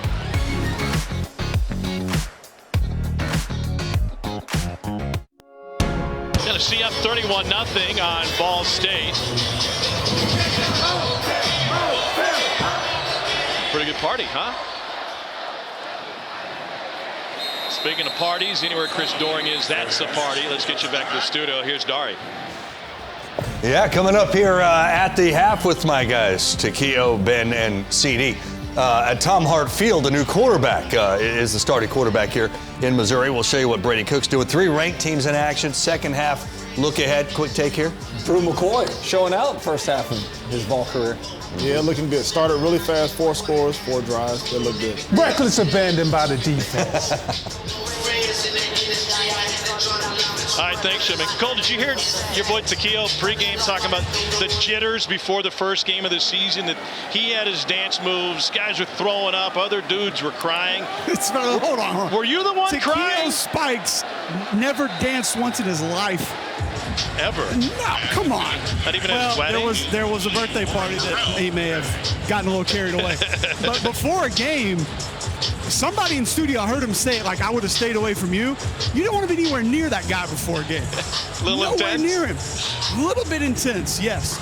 Did you see anybody crying in your locker room before a game? No. Come on. Yeah, because he was the one. There's no crying about football. Yeah. Crying Cole. That's the one way you get the nickname. Deep ball, and it is picked off. Second pick of the game for Tennessee.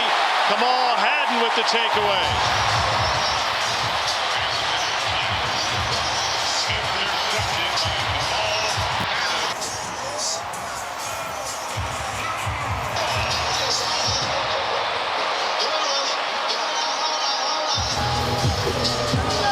Bring your baby to the ballpark night, and they'll see a couple of interceptions. That condensed set, they're just going smash concept here, a flat with a corner behind it.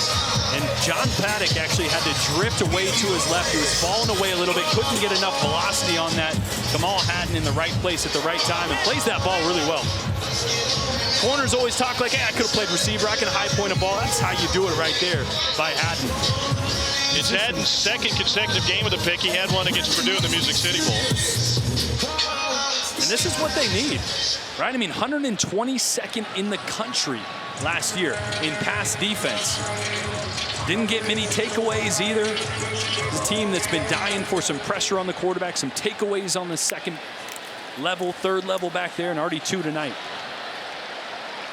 Here's Jalen Wright again. It's interesting. You go back and look at Josh Heupel's history back to his first of 2 years as the offensive coordinator at Missouri. And when the offense has been really good, top 10, the defense has been really bad from a measurables standpoint. When the offense has been okay, the defense has been better. How do they get to that point where there's no give and take?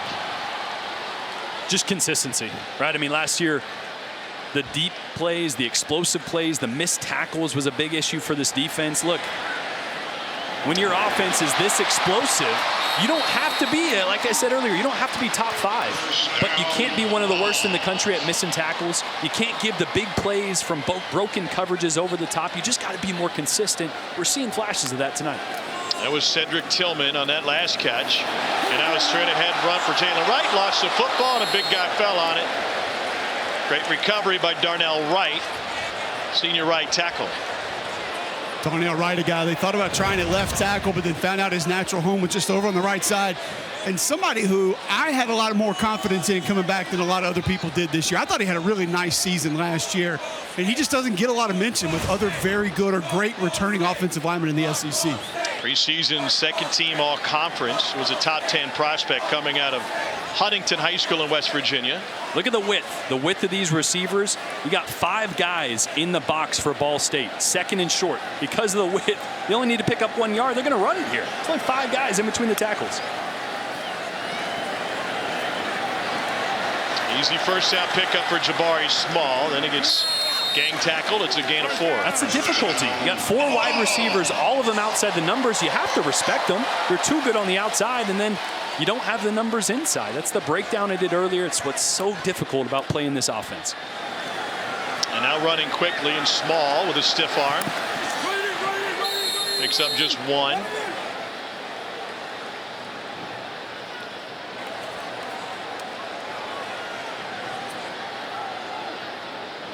The Tennessee offensive line looking a little tired here into the first half. Hooker fires, incomplete. Trying to fit it to McCoy. Great recovery by Nick Jones.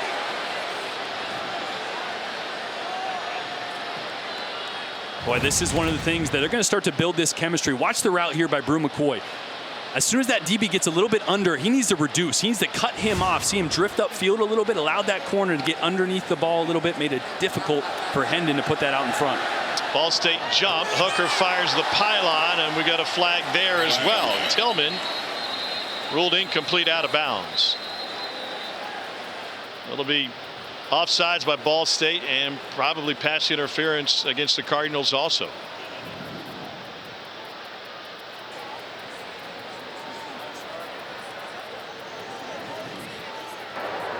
Offside. Defense, number 54. Pass interference. Offense, number 4. Penalties offset.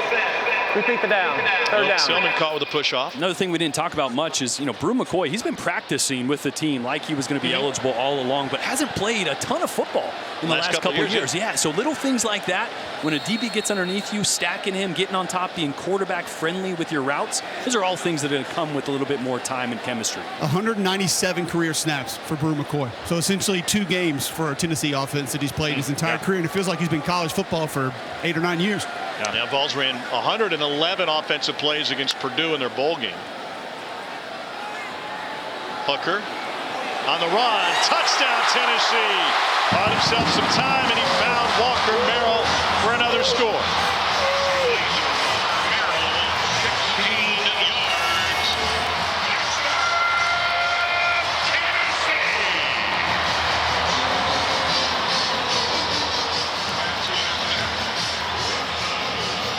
First half not yet complete. Hendon Hooker has already thrown for 200 yards and 2 touchdowns. He's also rushed for a pair of touchdowns.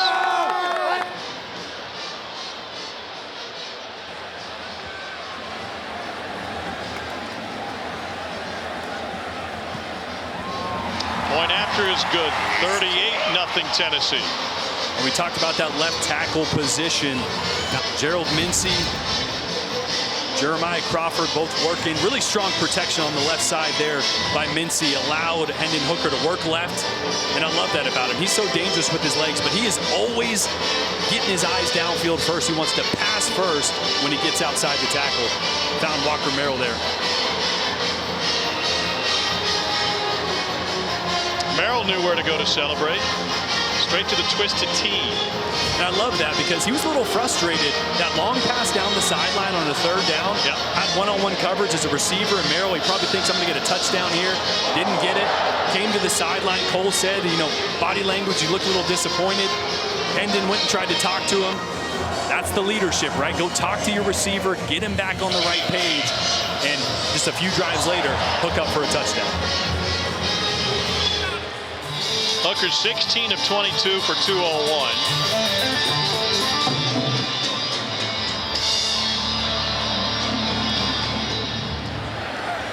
Fair catch asked for by Ball State. And with 1:45, they'll bring the offense back out under the direction of John Paddock, who is 12 of 20. 81 yards so far. All right, so now if you're Ball State, Mike New and offensive coordinator Kevin Lynch, this is such valuable time right here. You got a quarterback that came into this game with only 34 pass attempts in his career. Now, he's been around the program for a number of years, but 2-minute drill, so important. Work through the logistics of the situation, work through the tendencies, what you want to do with the football, protecting it, checking it down. All those things that are situational that take experience. It's a great moment here for John Paddock to get some live action. He's a scratch golfer, was all conference in high school. He started out bogey today. Here's Tyler.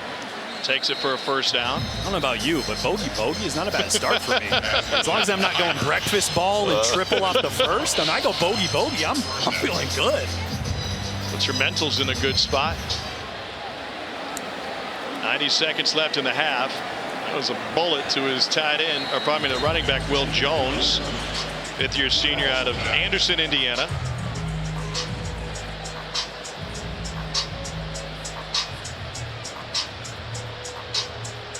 Second and 8. Here comes a blitz up the middle. Flare to the outside.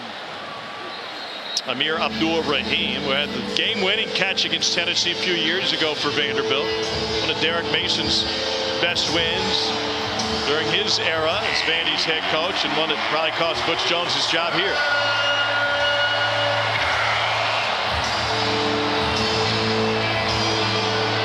Third and 3.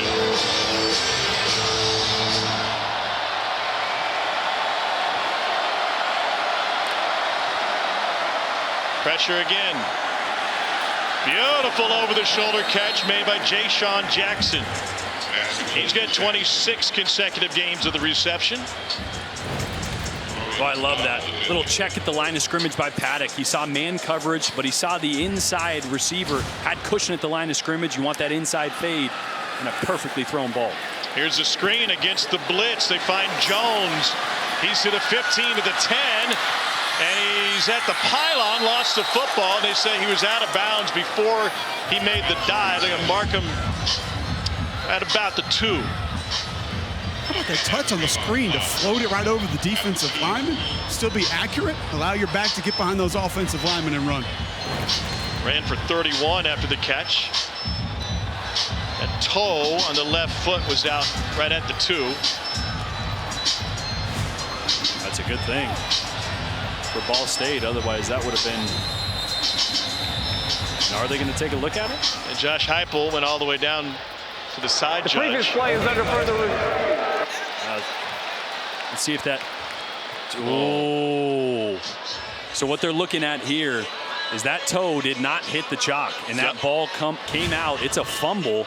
Did it hit the pylon? Did it go through the end zone? It looked like it hit the pylon, which means that's going to be a touchback. Woo. You know, a lot of times in these scenarios, we talk about clear and immediate recovery by the defense with the whistle. There's nothing more immediate than it hitting the pylon. Yeah. Yeah. Hit it square. Boy, that's the thing. So fundamentally, as a runner, we were always taught, unless it's 4th down, goal to go, or a game-winning situation, never extend the ball. Right? Just too many bad things can happen. Right there, that angle, it looks like is the toe on the line, is it not? But that other angle from the end zone, looking straight down the line, it sure looked like there was green grass in between the foot and the sideline right here. I will tell you, side judge immediately pointed to the sideline before it felt like the ball even got to the pylon. I was down here in the corner of the end zone watching him. Felt like he made a fairly confident call, but that look right there feels like there is some space. It's going to be a touchback Tennessee ball. Steve Marlowe, our white hat. John Bible, our replay official tonight.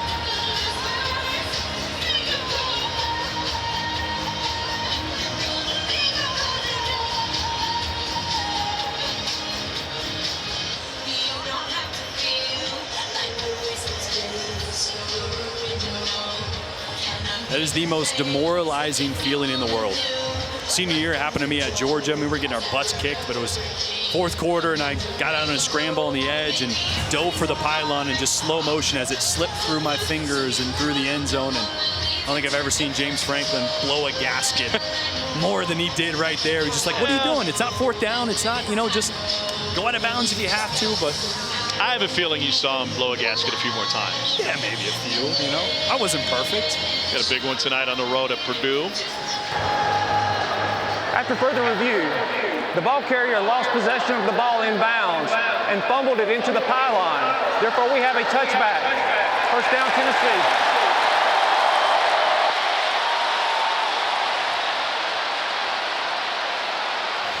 Will Jones tried everything he could to get to the end zone, just lost the grip on it. Yeah, and you never want to fault a kid, right? I mean, for putting out maximum effort. But again, those are those coaching points. It's 2 minutes. It's not a goal to go. It's not a 4th down scenario. To protect the ball at all costs, especially in the 2-minute drill. And a lot of momentum and a great drive there by that Ball State offense, but didn't end the way they wanted it to.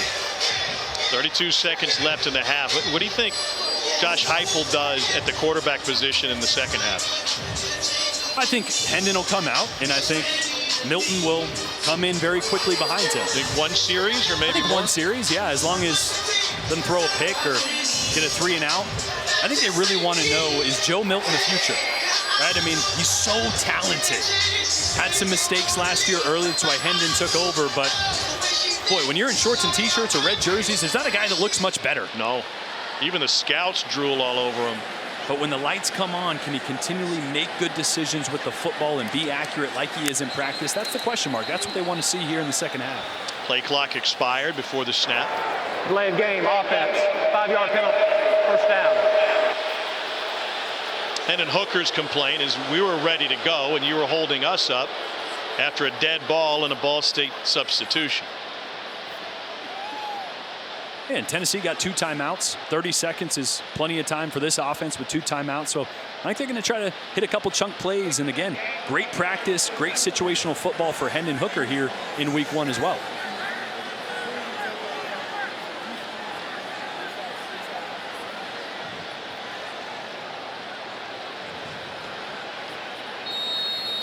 Talk about that left tackle position. Jeremiah Crawford now in there for Gerald Mincey. It's complete. That's Cedric Tillman. And we got a flag on the play. Flag on the play.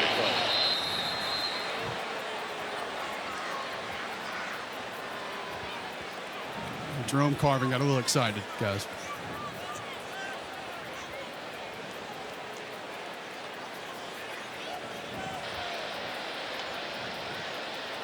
You can go full slab. Extra sauce, not always acceptable. They're going to charge you for that, just like Chipotle and guac. They're getting extra their money sauce, on come that on. one. It's like the honey mustard or honey roasted honey mustard at Chick-fil-A. When you ask for a handful, they give you 1. Well, you got big hands. I ain't gonna get it.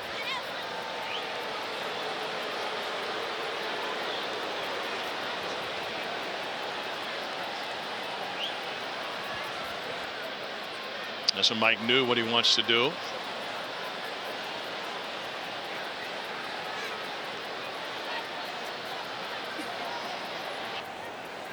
I mean, you love for a guy to finish, right? What'd you say? What was the whistle line you said earlier, Cole? He played through the echo of the whistle. Echo. Yeah, he did. I see. It's just out of your screen. You get a little slab there, but then it was kind of going to the ground and put his belly After on the him. play, personal foul, offense number 75. That foul carries a 10-second runoff. Please reset the game clock to 12 seconds. The game clock will start on the ready for play. It's kind of like the WWE tag team, you know, like there's that moment where it's 2-on-1 for a second. Yeah. That was that. And just, yeah. Listen, I had no problem with it. I'd like to clarify. I actually thought it was good football. But of course, the official standing right by him, he didn't think too highly of it. Bias is showing. That's okay. Dropped the people's elbow over there. Tennessee will let the clock run out on the half. Then Mike New had the option to take or deny the 10-second runoff. And Tennessee will take a 38-0 lead into the half. And coming up in moments, you can watch a live performance from the Pride of the Southland Band on SEC Network Plus. Start streaming on the ESPN app now. Here's Cole with Heupel. Coach Heupel, that ball comes loose down near the pylon. Just interested in what you saw. You ran down and wanted the replay right away. Yeah, I just saw the ball come out. Didn't know, whether his foot was out of bounds or not. We were fortunate to get it. I like a lot of what we did in the first half. I didn't like the end of the first half. You know what I mean? Starting with me, time management right there, and then defensively, we got to get off the field. Why has Hendon been so successful running the football in the red zone? Just what they're doing. Structurally, they're crashing the party. He's reading that edge man and made a couple nice pulls. Thanks, Coach. Thank you. Josh Heupel and his team averaging nearly 7 yards a play. Dominating first half for the Volunteers. Plenty to talk about in the studio. Here's Darian again. All right, guys, thank you much. First time since 2011, Darian. That's right. At the stadium that Dorian built, actually, there in Pittsburgh. Yeah. JT Daniels to Bryce Ford Wheaton, 10 yards. West Virginia led 7-3, but Pitt has battled back and now has a 10-7 lead. Two former SEC quarterback, JT Daniels, has a touchdown pass there. All right, Oklahoma State, Central Michigan. Sneaky. I think Cowboys are going to be good. Watch out for them. That's John Paul Richardson from Spencer Sanders. Worried about him? I think they could be good. That's a lot coming from you. I think they could. Seems really teeth. Good football team. I'm all right with them. I like Gundy a lot. All right, Wake Forest. You know who they got next week? Vanderbilt. Unbeaten Vanderbilt taking on VMI. Taylor Moore into Mitch Griffiths with the touchdown pass. Now Griffiths is the quarterback. Remember, because their starting quarterback is not going to play for an unspecified amount of time. So anyway, there you go. Sam Hartman is his name. There we go. Now you see everybody. Takeo Van Doren. It's still Wake Forest. I still want to say Riley Skinner, but he had been quarterback for like 12 years. So it's Sam Hartman. Anyways, all right, so they get Vandy next week. But let's look at the game that we've been looking at and what Tennessee has been able to do. You see in the first half, you guys talked about this, like don't get off to a slow start, whether it's in the game or just against an inferior opponent. They never beaten an SEC team, and looks like that will continue. 38-0 Tennessee. Tom Hart, Jordan Rogers, Colts down the field. What did we miss in the first half? Well, it started out pretty good, right? First game of the season, first play on defense, interception. Yeah. First play on offense, touchdown. I don't think you can draw it up any better. Loved Hendon Hooker. He was extremely accurate. Cole mentioned it in the first half. He looks so comfortable, right? And we talk about it all the time. A quarterback in his second year in an offense is going to take another step, which for a guy that threw 31 touchdowns and 3 interceptions, it's a pretty scary thought, and he looked the part in the first half. He was versatile as well. He was so efficient with the ball last year, and in the first half he was willing not just to pass but also run for a couple touchdowns. So 2 by air, 2 by land for Hooker. And 17-23. Pretty good first half. We'll see how long they require of him to play here in the second half.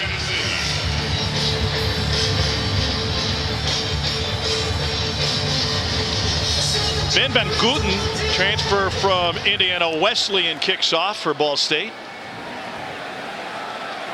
And an opportunity for a return. And then a flag coming in on the tail end. Let's get down to Cole on the sideline. Cole, what did you see in the first half? Well, offensive line was going to be really something that we wanted to watch, specifically left tackle Jeremiah Crawford, Gerald Mincey, seeing who was going to win that. I talked to the offensive line coach, Glenn Elby, before the game. He said it's just too close. He said both guys had the position locked down at different points in camp. I thought Mincey looked a little bit better in the first half. We'll keep an eye on it here in the second half, but overall I thought the O-line did a nice job. Protection was almost seamless in the first half. We talk a lot about the run game, but that pass pro, Jordan, I thought was fantastic by the Vols OL. Hey, Cole, just walk the viewers through, how do you judge the intricacies of O-line play, especially in a game like tonight when you're trying to, point out the differences between Mincey and Crawford? Well, first thing, let's just talk about assignments. All right, I didn't see a lot of busted assignments for the Tennessee offensive line, specifically with those two. Mincey seemed to be a little bit more adept to finishing, a little bit more athletic, be able to recover when things didn't necessarily go his way early. And honestly, he just looks a little bit more athletic. Well, he has his eyes on what is the offensive line trophy, and they know exactly where that thing has ended up in years past. And there's an early run for Jalen Wright to start the second half. Joe Moore Award honors the best offensive line in the game annually, and Cole, he is well aware of what the opportunities are for this Tennessee offensive line. You might not think of that when you talk about your typical road grading NFL elite talent offensive lineman. I think you're exactly right, Tom, and it's one thing, thankfully being a part of that committee with Aaron Taylor, I'm honored to be a part of it, but that we've had to adjust our eyes through what's happening offensively in college football the last few years. You can't just go out and say, oh, that's an air raid team, or oh, that's a team that throws the ball too much, or they spread things out. We've had to adjust how we sort of view and grade offensive line play. Take 2019 LSU. They threw the ball all over the place. Yep. But they were the more dominant group in the nation that year. I think there are other groups that you could go back and look at. You look at 2018 Oklahoma. You look at 2020 Alabama. Teams that were very balanced but still threw the ball a lot. But those offensive lines were the most dominant, were the best finishers, were the best with their assignments in college football. So by no stretch of the imagination would anybody affiliated with that award say, oh, Tennessee runs their offense this way, they manage their offense this way, they don't have a chance to win it. Keep it on the ground. Here's Jalen Wright once again. And he's able to pick up a first down. This is an offensive line that's expected to be out on the field for a ton of plays. And now Ball State will go down. And the Tennessee fans react. And that'll bring a stoppage of play. Montez Spraggins has had an impact on this game already, and he has goals in mind for this offensive line. And Cole, this is what you were talking about moments ago, comparing what Tennessee did last year in terms of pass run balance and overall production with that 2018 Oklahoma team and 2020 Alabama offensive line, both winners of the Joe Moore Award. I mean, how bananas is that 49-51, your split, run pass? And for those folks that just think Tennessee throws the ball 75 times a game, you look at the numbers right here. It's just not real. It's not the way that they operate. Now, those numbers below that probably going to have to come up a little bit and that offense be better for them to go out and win it because they're truly going to have to dominate. But they have the experience, and if they continue to grow, be better, that opportunity will be there for this Tennessee offense. Tavion Woodard, sophomore out of West Lafayette High School, helped off the field for Ball State.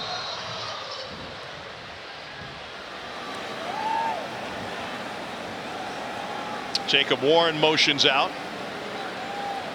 Safety here going to roll to the middle of the field. They're going to get one high, probably a cover three or a man look on the outside. And they'll try to run it against that front. Justin Ramsey from Merrillville, Indiana with the stop. Pickup of 2. It's good to see Brew McCoy out there doing the operation. Just notice he was the first receiver back into his stance. Trying to get used to the tempo, the alignment. Deep ball over the middle, incomplete.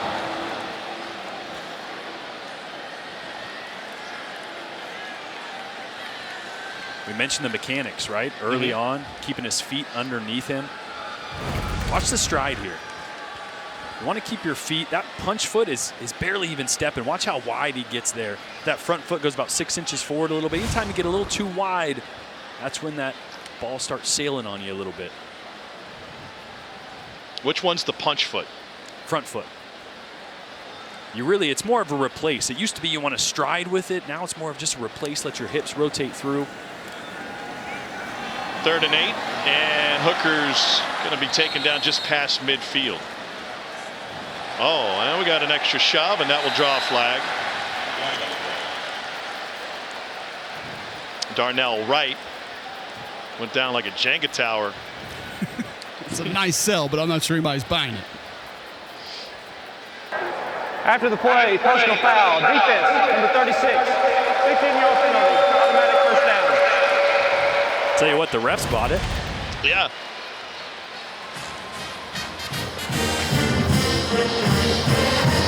Houston had a problem with his face mask. Look at that! Look at the acting job here. I love it. You know what's funny is you didn't see is that he initiated it right before that. It's always the second guy. And he goes down face first. Oh, love it. Susan Lucci's jealous.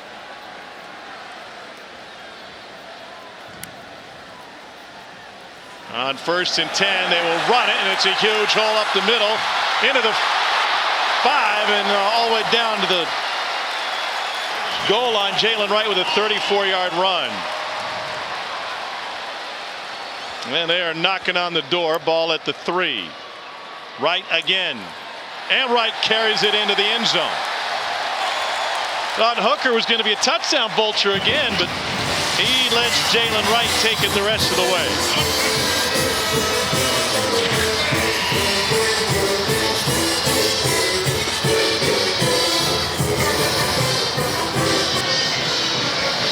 Play that sets up that touchdown. This gap assignment by Ball State. You see 2 guys come off the edge and stay outside, leaving that seam right on the inside. And Jalen Wright, a healthy, explosive Jalen Wright, mixing it up and finishing it off. They're going to need depth at that position. With how many plays they run, great to see Jalen Wright. Cole, how about your guy Mincy, not only pushing and shoving, but celebrating?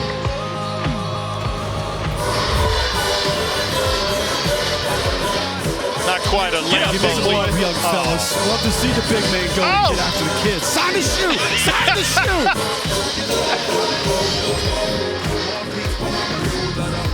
I'm your football obsessed best. Cole Kublik's willing to give his autograph to the young fans sitting in the front row, but the last time didn't really work out, Jordan. Yeah, Gerald Mincy's in a left tackle competition. He's not used to scoring a touchdown. Celebrate. Next time, he's got to not forget one minor step when you're signing an autograph. That's not Joe Moore Award.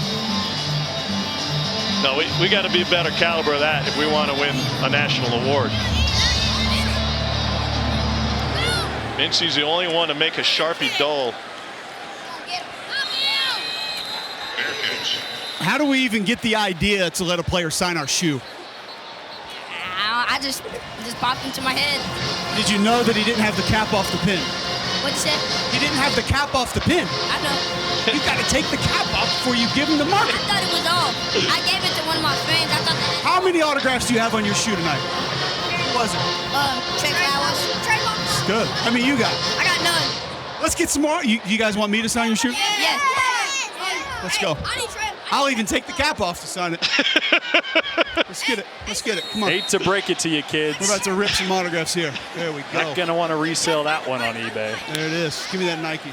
Boom. Oh, I'm signing them all. That's all I do. Jordan, Tom, you guys got it. I'm signing. Look at this. Well, we've got a group of kids going to go home tonight and say, who was that guy again? Hey, I can go home and tell my wife I signed a Croc in this game. This game has come full circle. We've come from you having a baby Croc to now signing Crocs. Yeah, I'll sign your hat.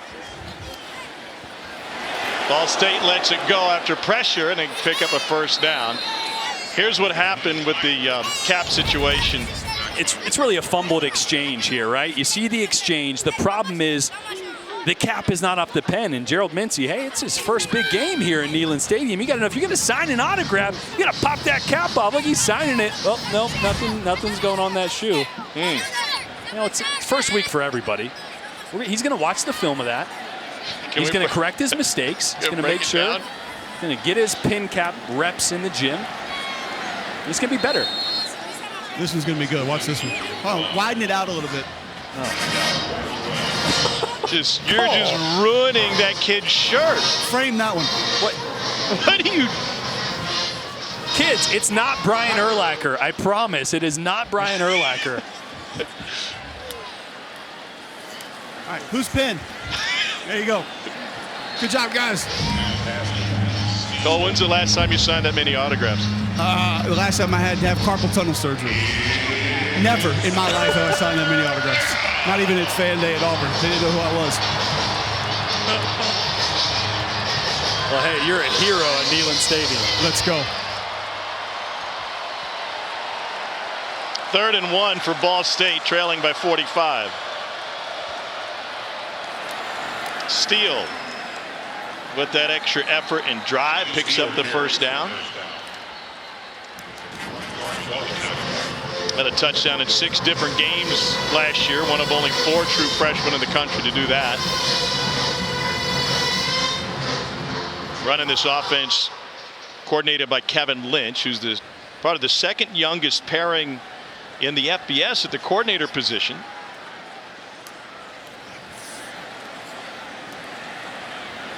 Amir Abdur-Rahman, with the first down. Dad Bill was the Ball State head coach in the early 90s after being an assistant and also head coach in Indiana. 2nd from the left. Over the middle, complete, and a first down rumble for Tanner Kozio, freshman from Bloomingdale, Illinois. On those tight ends getting involved for Ball State. They got 2 of them, one 6'6", Kozio 6'7", 2 athletic guys. One was a former quarterback, one a former wide receiver. They're going to play a big part of this offense for Ball State. Pressure on the edge, and Ball State runs it with Vaughn Pemberton. Talking with Kevin Lynch yesterday about the family business being football, he said it was pretty clear early on that was going to be my calling as well, following Dad and his older brother. How could it not? You know, you're just around it so much as a kid. You see it, it's in your blood. Took over for his brother as his brother made the move to Vandy, joined Clark Lee's staff last year.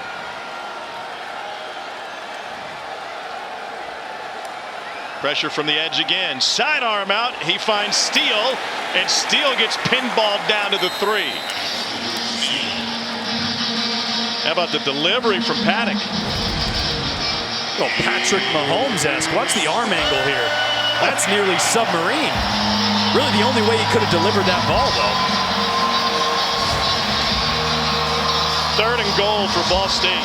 Huge for Tennessee. Red zone's an area they struggled a lot last year. Great reps down here in the low red.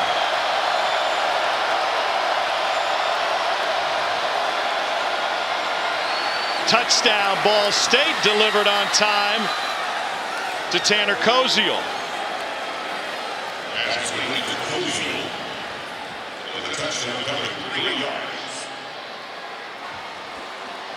Tanner Kozio was found by Ball State when he was playing against Coach New's oldest son, who's at the game tonight. Played at 3 different high schools, and COVID cost him a season like many. Wasn't going to play in the Chicagoland area. The team relocated, and he cashes in on the end of a drive where John Paddock was 7 for 8 for 71 yards.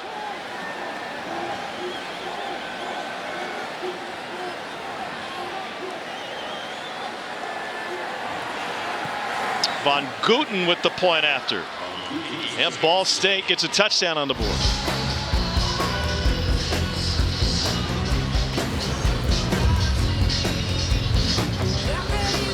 Steady drive by Ball State. 10 plays, 75 yards, about 4 minutes off the clock. And the Cardinals able to find Pater for the first time tonight.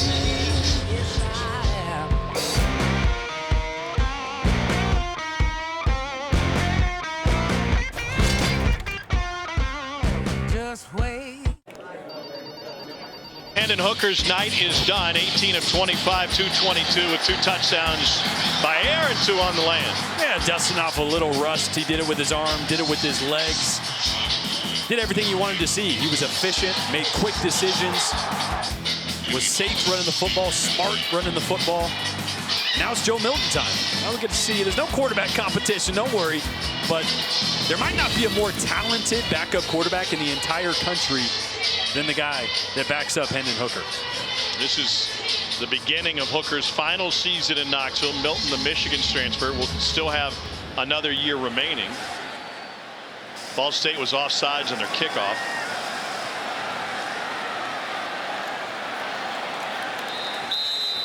Holiday with the return. So Joe Milton from Pahokee, Florida, started his college career at Michigan, was the opening night starter last year against Bowling Green, then struggled and suffered an injury against Pitt, and that's when Hooker took over. You mentioned the talent, right? But the quarterback position, talent is secondary, right? The first thing you got to be able to do is you got to make the right decisions consistently, right? The ball's got to go to the right guys on a consistent basis, and you have to be accurate consistently. And I think some of the decision making. Offside, team number 18. 5-yard penalty to be assessed at the end of the return. First down. Is it rare that these two guys, after going through competition, are such good friends that not only are they roommates, but their dogs get along? And Milton's got a pit bull named Blitz. Hooker's got a golden doodle named Cinco. And even they get along.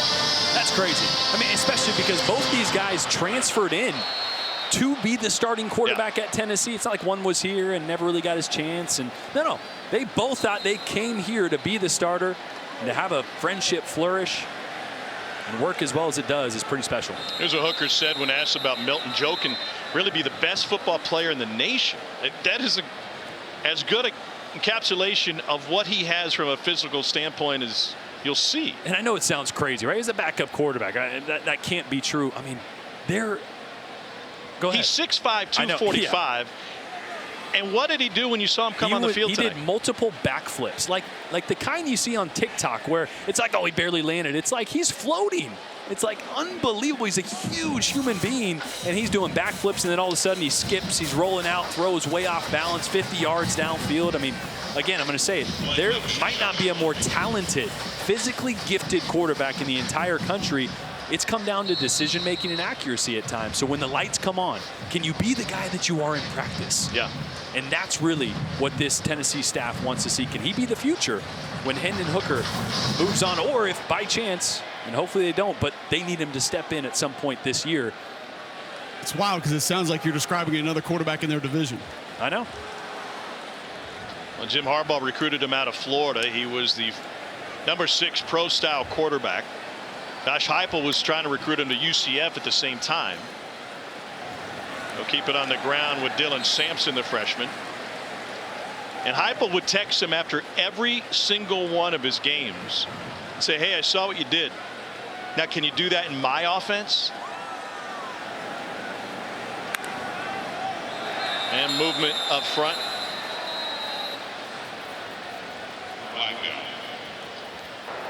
Offside. Defense number 90 in the neutral zone with contact. 5-yard penalty. We were at Tennessee practice yesterday, and while there was some downtime, the managers and the quarterbacks were trying to hit the crossbar from about 30 yards out.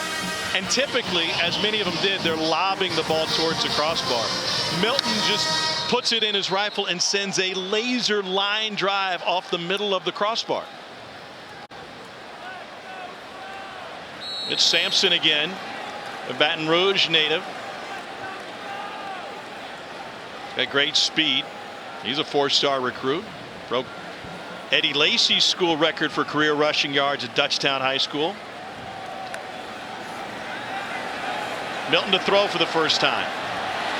And here's Sampson with room.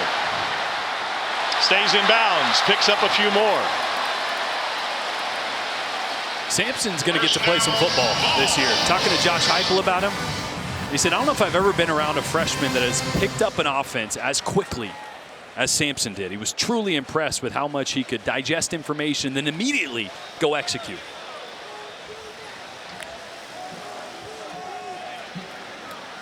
Patiently trying to find some room. Sampson bottled up. I found the 3 fastest guys in the building. Some managers that were in charge of trying to block the signals. Watch them on the Tennessee sideline come sprinting down with their black bed sheets. Get out of my way! I got to protect the sideline signals. That's amazing. Those guys probably get their steps in. I'm guessing. I mean, that's a workout there. And you know, it's like you got the big black thing that's like slowing you down. It's like a sail. That's right. Like running with those parachutes. Maybe we should go down and do that. Be quite a workout.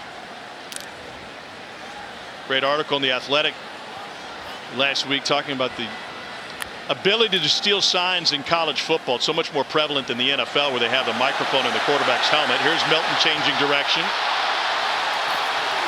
He's willing to take a hit. 22-yard scamper for Milton.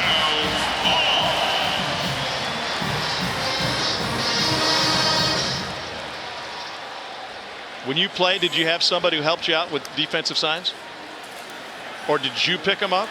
Oh, yeah. I mean, every team has somebody up in the booth that's watching signs and down on the sideline as well. What you want to do first is you want to figure out which guy is live. Yep. Which one's actually signing for real. And a lot of times you can pick it up really quickly. Body language, you know, someone's trying a little bit harder than maybe another guy. And once you do that, it's just taking notes. Okay, what kind of sign was it? Would they run? Yeah. Eventually you might get a few of them.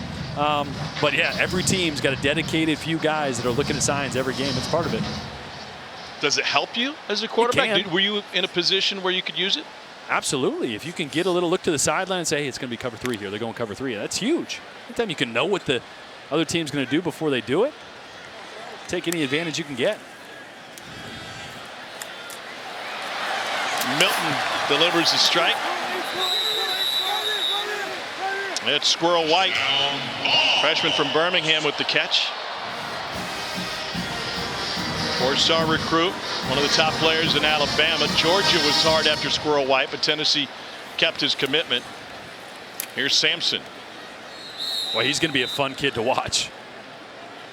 You know, every team has those catapult systems that they track guys, GPS, and use it for a lot of reasons. But Squirrel White, what do you get, 23.6 miles per hour, something crazy like that? Yeah. I mean, he can flat out fly.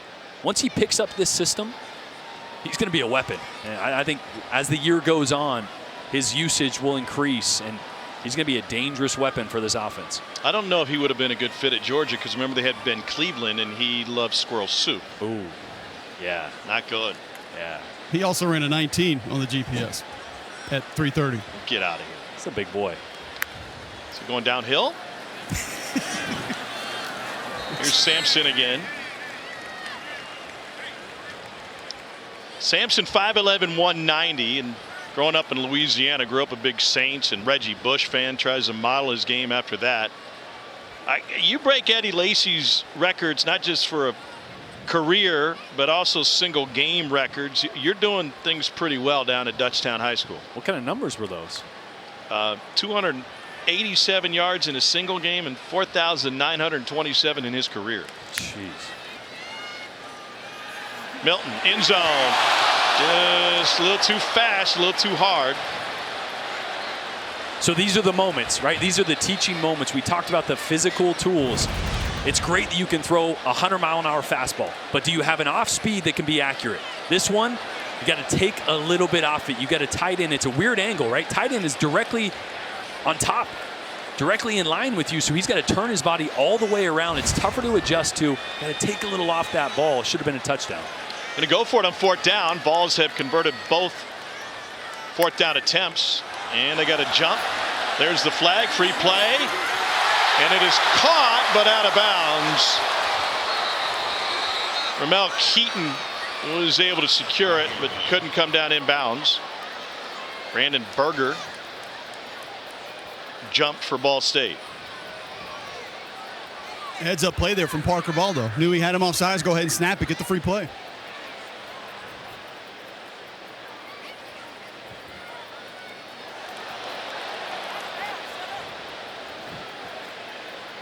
The backups along that offensive line. Dane Davis at right Offside. tackle. Defense number 90 in the neutral zone at the snap. The penalty is half the distance to the goal. It'll be 4th down. You say great awareness up front, Cole. Great awareness by Milton, too. He knows he's got a free play. Give your guy a chance. to make a play on the outside. It's a great ball. Just really good job by the defenders there. And my mistake. It went from 4th and 4 to 4th and 1 now.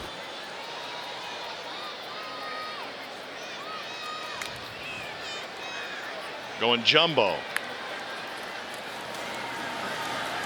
And that's good for a Tennessee first down.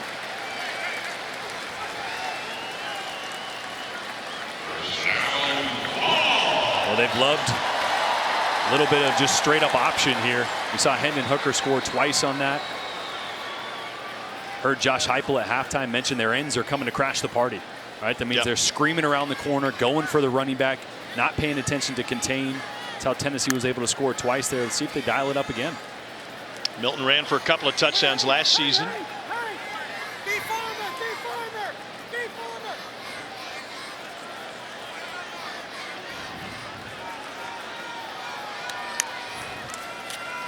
To throw, slant, and a flag down.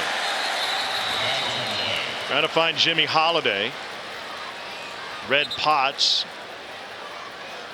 at a Pickerington North in Columbus, Ohio. I mean, the ball is just jumping off Joe Milton's hand. You know something about his fastball, huh? Yeah, I caught one in the ankle pregame. You got a nice little welt down there. Uh-huh. That's going to be fun to walk on tomorrow. Tomorrow? We got to walk all the way back to the hotel tonight. It's true. Anybody has a golf cart, bring it to gate 21. Pass We've got interference. tips. Defense number 4. The foul occurred in the end zone. The ball will be placed at the 2-yard line. Automatic first down. Ben Joyce is throwing 103 miles an hour at Double-A. This kind of looks like it. And Jimmy Holiday working on Tyler Potts on the outside. Too much contact with that trail arm. And watch the ball just. Back to live action. They'll run it. And it's another Tennessee touchdown. First of the career for the freshman Dylan Sampson.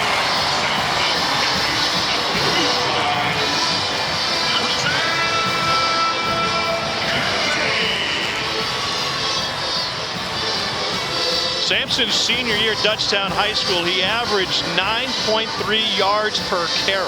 What? Yeah. It's almost a first down every time he touches the ball. Right. What? That's not fair. He runs a 4.340. He was also named Homecoming King. And the coaching staff raved about how he picks up the communication. His mechanics are good.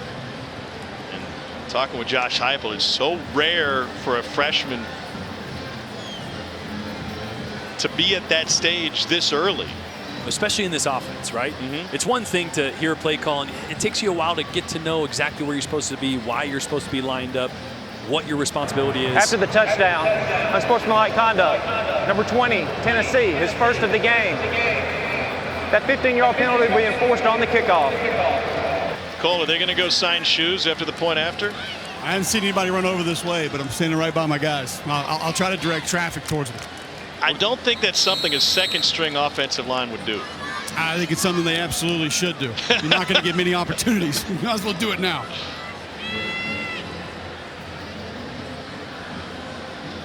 Chase McGrath has been perfect tonight, and that continues.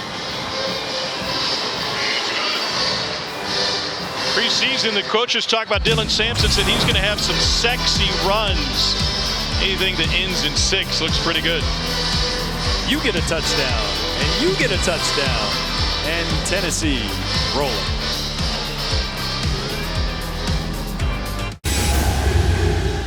Yeah, that St. Louis connection Missouri's leaning on, but it was their defense in the first half. 3 picks in the first half against La Tech. Tigers didn't have a single game with more than 2 interceptions all year last year. Line drive kick after the penalty taken at the 14. And Ball State will have good field position. Busy SEC slate. We will be at Bryant-Denny Stadium Saturday night for number 1 Alabama and the Aggies of Utah State, who are already 1-0 on the season. The rest of the games, notable games in the conference this weekend, including Oregon and Georgia on ABC Saturday afternoon from Atlanta. That's going to be an interesting one. Georgia breaking in an entire new defense. I mean, everybody got drafted in the first round from that defense last year. Dan Lanning, the head coach at Oregon. But the real game, I think, Cole, that you and me are excited about, Utah, Florida. Absolutely. I just want to see physically if Florida can hold up. Feel pretty good about their front seven defensively. Von Dexter, Britton Cox Jr., Ventrell Miller. But, man, I'm going to tell you, Utah, both sides of the line of scrimmage. Start. Offense number 79. 5-yard penalty. First down. They get after you. Tavion Thomas running the football. Obviously, rising, throwing the football. The guy's got better mobility than people give him credit for. Florida's got to show up, and I think I'll say it point blank. I think they need a massive game from Anthony Richardson to win that football game. Tennessee up 45 here. And that ball is out of bounds. We'll see if they ruled it a catch to begin with. Yeah, we talked about all those other ones too, but Sunday night, I'm really interested to see what Brian Kelly's LSU football team looks like. I think you could make a real argument that LSU has the third most talented roster in this league. They have a lot of guys that are going to be playing on Sundays the next 2-3 years that are on that roster currently. What are the challenges ahead for LSU?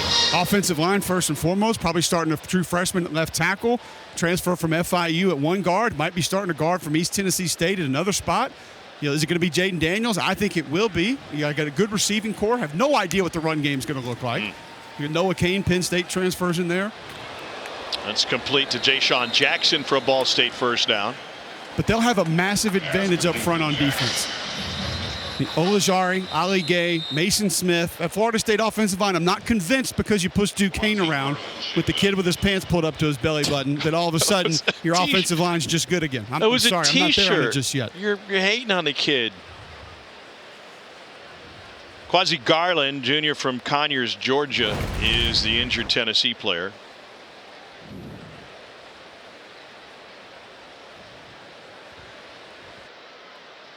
And he went down awkwardly after that hit.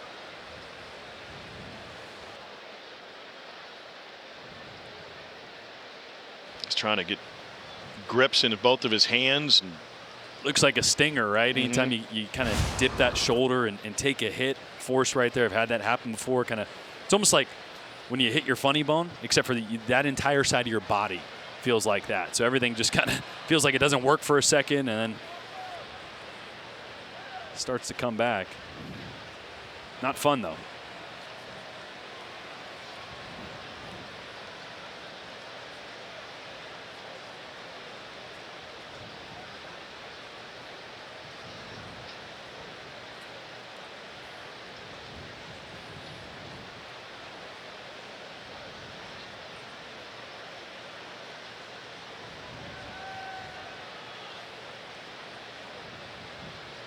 Tennessee athletic training staff helping him to his feet. Playing behind his brother Karat at nose. All right, so you got Coach Kelly down on the bayou. Other notable first-year head coaches at respective programs. What's your take on what Brett Venables will accomplish at Oklahoma coming over from Clemson? To me, that's one of the most interesting, right? What's his identity? What's his culture? What I love is that he went out and got who I think is one of the best, if not the best, offensive coordinators in the entire country in Jeff Lebby from Ole Miss, and he's pairing him up with Dylan Gabriel. They were together at UCF, so there's some familiarity. That offense could be pretty scary. Mix that with what Brett Venables brings to the defensive side throughout his career. I think a lot of people are overlooking him. Good stiff arm, not once but twice from Vaughn Pemberton.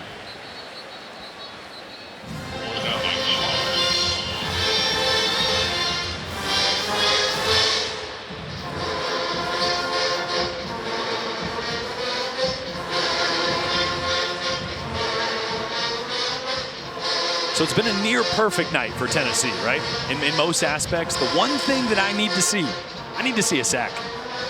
Oh, almost just for morale, right? I mean, the starters aren't in there anymore, but that's going to be the big question mark.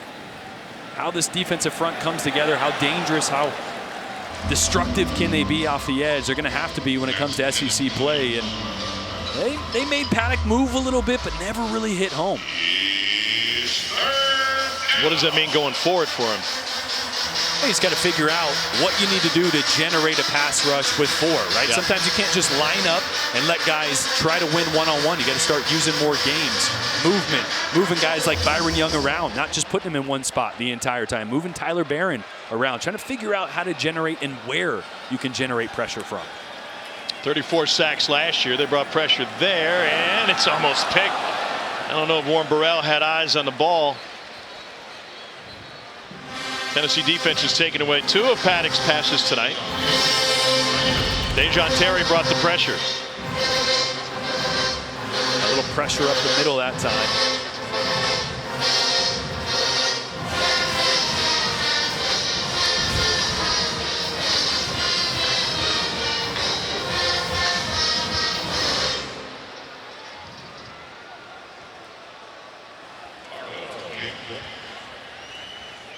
Flowers back to receive.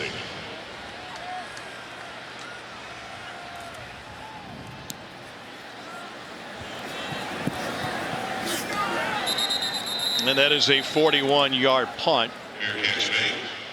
from Lucas Barrow. 12 seconds left in the third quarter. Volunteers lighten up the scoreboard tonight. And going back to the end of last season, they've tied the 93 team for the longest streak in school history with 45 points or more in 4 consecutive games.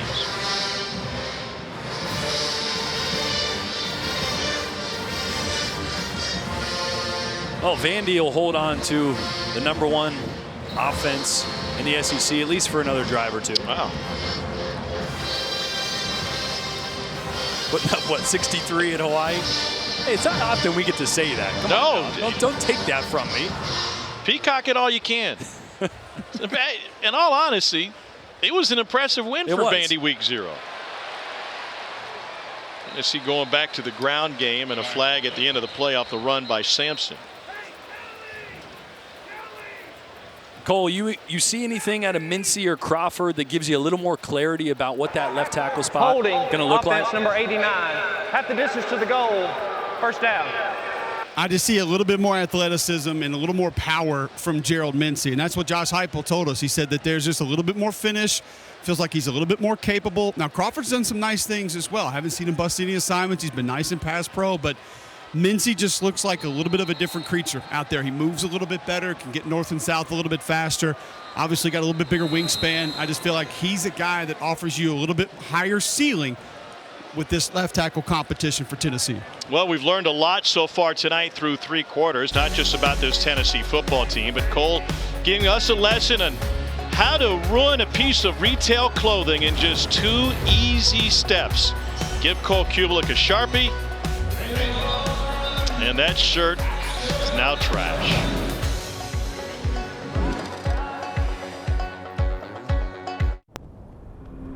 It's opening night in the SEC, and Dan moves on point early.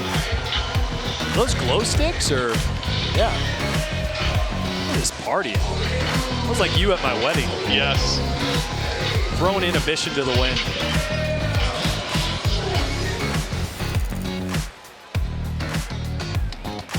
It was a heck of a party you threw. First and 13 for Joe Milton and the Tennessee offense. Missouri leads La Tech 24-10 as they go to the half in Columbia. Milton delivers that on the outside to Ramel Keaton.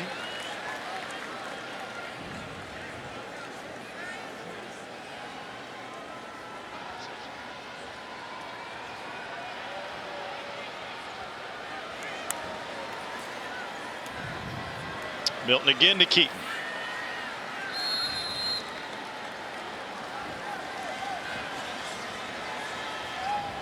Josh Heupel and the Tennessee coaching staff have done a tremendous job on the recruiting trail, and they've got some high-profile guys coming in next year. I know it's weird to talk about game 1. There's Dylan Sampson, but they've got some talent coming in at the quarterback position, and they've got Joe Milton returning, and these are the types of games, as we've discussed, where he can show the coaching staff what he can do. Yeah, because when you watch the kid in practice, he's not making mistakes. He's accurate, zips the ball all over, but when the lights turn on, I think He was new in the offense last year as well. Didn't get as many reps as Hendon, obviously, when Hendon took the starting job. So these are valuable for Joe Milton and valuable for this staff to kind of determine what the future looks like beyond Hendon Hooker. Injured Ball State Cardinal is Jordan Riley Scott. It's been all over the field tonight.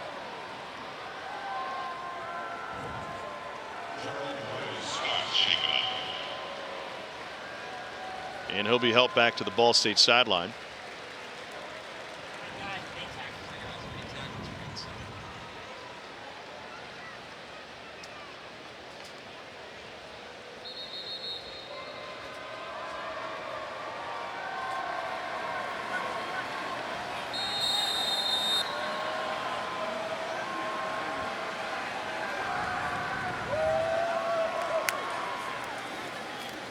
Milton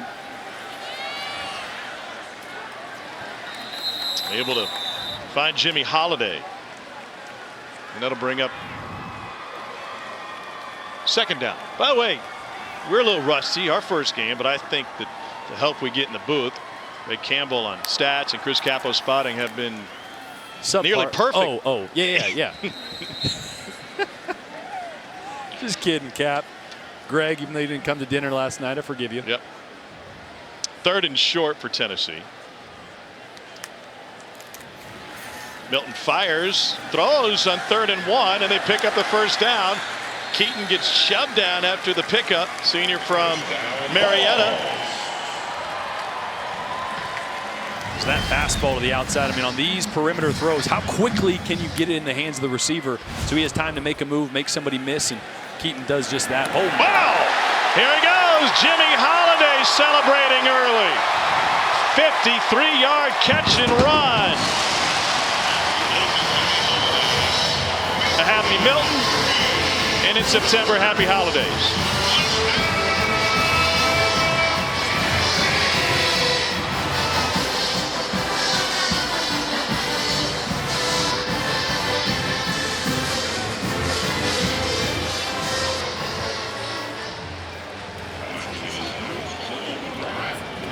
Joe Milton, 8 of 9 through the air since coming off the bench for Tennessee.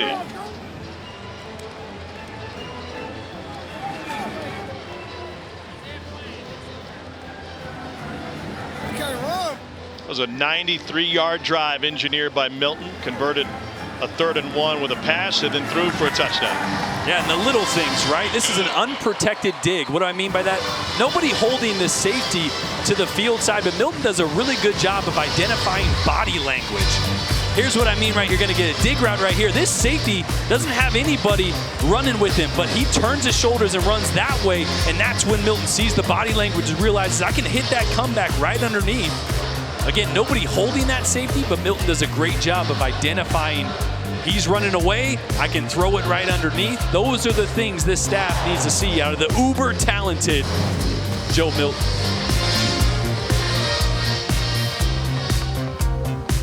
Do you have trouble hearing conversation? Let's see with the lead. Ball State 2 minutes into the 4th quarter. Tom Hart, Jordan Rogers, Cole Kublik down on the field.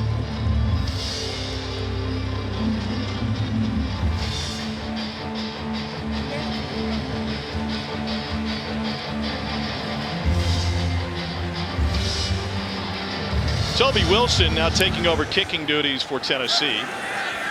And no chance for a return.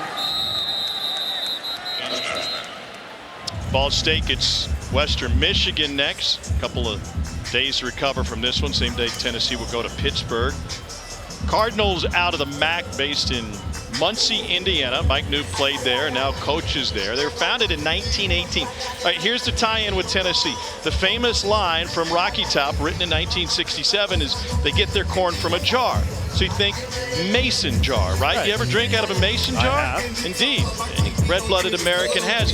Mason jars originally manufactured by the Ball Company. And the Ball brothers, originally from Buffalo, New York, relocated to Indiana with the natural gas boom.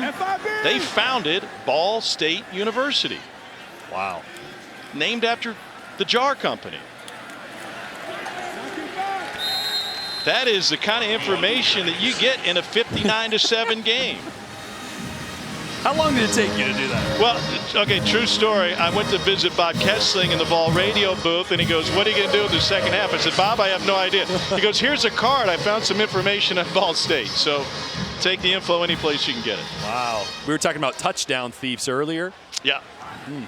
Yeah, I'm a nugget vulture. Wow.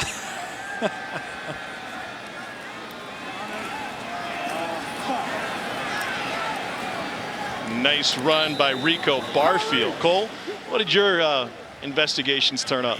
Well, John Paddock taking over quarterback leadership, not going to be a problem for him. First and foremost, one of the first things he did, according to Haven Fields, the deputy athletic director, was took his entire offensive line to the Hody's Steakhouse there right off campus. But his grandfather, John Wright, played at Illinois, played in the NFL, and has turned into a bit of a leadership speaker after almost 30 years in the financial business. He's been very successful.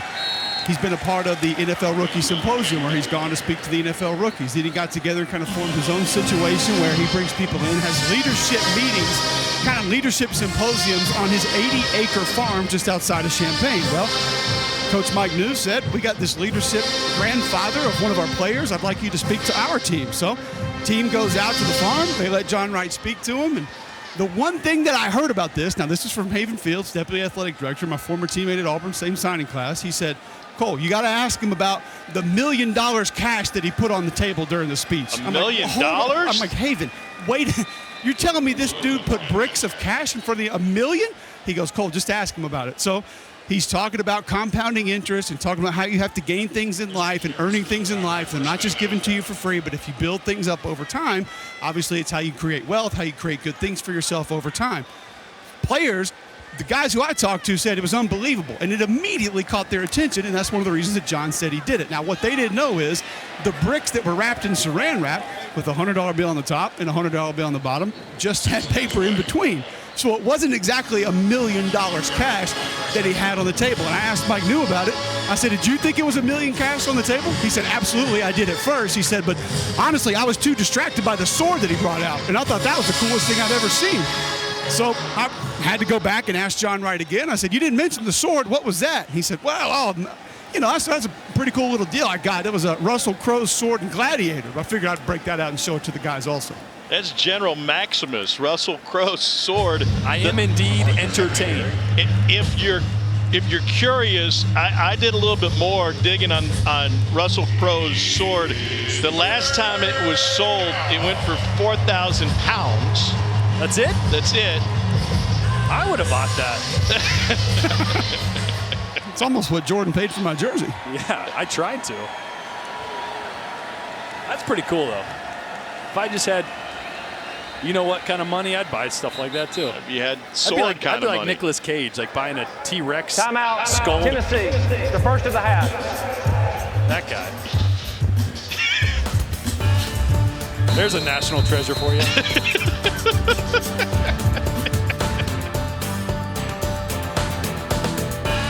Academy Sports and Outdoor. This SEC weekend, and it'll continue at noon from Kyle Field. 6th-ranked Texas A&M matches up with Sam Houston State, and then Lane Kiffin's squad will play host to Troy at 4 o'clock Eastern. We'll be in Tuscaloosa at Bryant-Denny Stadium for #1 Alabama against Utah State.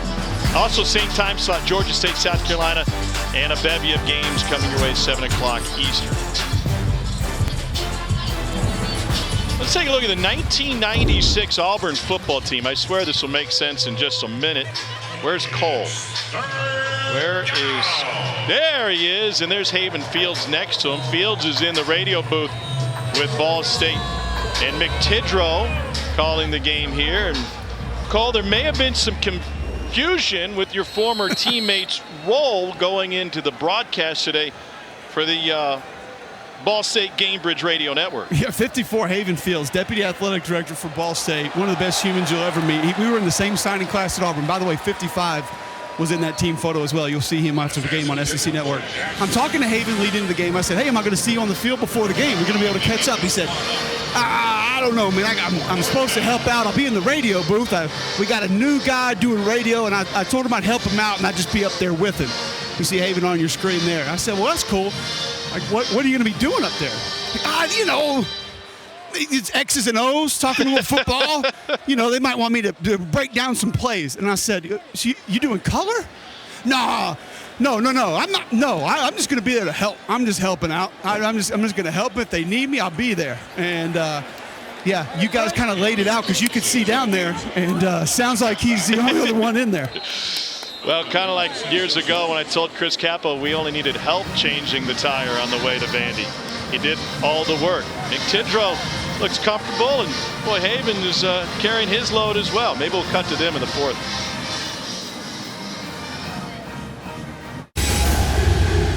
The guy lights up for ice cream sandwiches now. I wouldn't be shocked if he has a couple of boxes in his freezer. I mean, somebody get this man as many ice cream sandwiches as he needs to be able to punt. Yeah, he had never had them before again, and I think it was probably that's probably one of his favorite foods, not desserts, but foods right now. I could believe it. It's probably one of my favorite foods, too. It's a food. We're now outsourcing our storytelling to the Ball State Radio Network, and Cole, I feel like you can tell this story better, especially because we're in the booth and Jordan and I both have ice cream sandwiches. So, go ahead. Well, you guys just allowed Haven to steal my Lucas Burrows story there when he came over to punt for Ball State from Australia. He had never had an ice cream sandwich, and he told me yesterday that they were awarded for good grades at Ball State by getting ice cream sandwiches, and he basically developed affinity for ice cream. Oh. No, Cole cut out. His mic cut out while we were eating. But do they not have ice cream sandwiches in Australia? I don't know the answer to that. I didn't ask. I just know he had never had one before. So have you had one? Should we? Not today. We can throw you one please, if you get close. If you can get one down. I'm going to be completely honest. This is my second one of the broadcast. I know this is a bit, but I housed one at halftime. You guys are eating ice cream sandwiches during the game? Yeah, we are. Yeah. Do we have a runner who can bring down to the field? Or? No. Come on. All right. Well, I appreciate Haven stealing my ammo there, too. Yeah, it was a Even great though story. He's the one that gave it to me. So, you think? I'm going to be done with this thing. You think former Ray Guy Award winner, what's our guy at Kentucky? Sorry, I'm focused. Max Duffy. You think Max Duffy's ever had an ice cream sandwich? He doesn't look like he eats ice cream sandwiches. No. It was Jordan. But, I thought I was done right there, he calls Jordan out all the time. I'm jealous. Let's play some football. If you guys had your pick, you go old school straight vanilla ice cream sandwich, you go the chocolate, or you go like vanilla with the chocolate wafer. I don't need all this extra stuff. You don't go chocolate like chip cookie sandwich. You don't go PFT Neapolitan ice cream sandwich. Neapolitan shake I'll do, but no ice cream sandwich. I gotta have just the OG. That's the only ice cream sandwich I need. Wow. We should do segments like that more often. Yeah, we should. Jordan had a birthday shake. He went Nutella. Hey, by the way, there's a new quarterback in. Oh, now they're punting. We missed that. Ice cream sandwich. We just missed the. I'm going to apologize to Taven Jackson's parents right now. We're going to talk about him, I swear. Well, meanwhile, Alabama's got a couple Heisman candidates. We'll see them in person Saturday night. What do you got on them? They're pretty good. Wow. Once you finish that bite. Will Anderson was snubbed last year. I feel like that was the perfect spot for you to say Dallas Turner and Will Anderson are going to be sandwiching a lot of quarterbacks this year. But sorry. I got a brain freeze, Cole. Things aren't working as quick as they were in the first half. Well, look, the biggest question mark I think for Alabama, Will Anderson's going to. He's going to be a game wrecker. We know that. Bryce Young, a lot of new faces around him.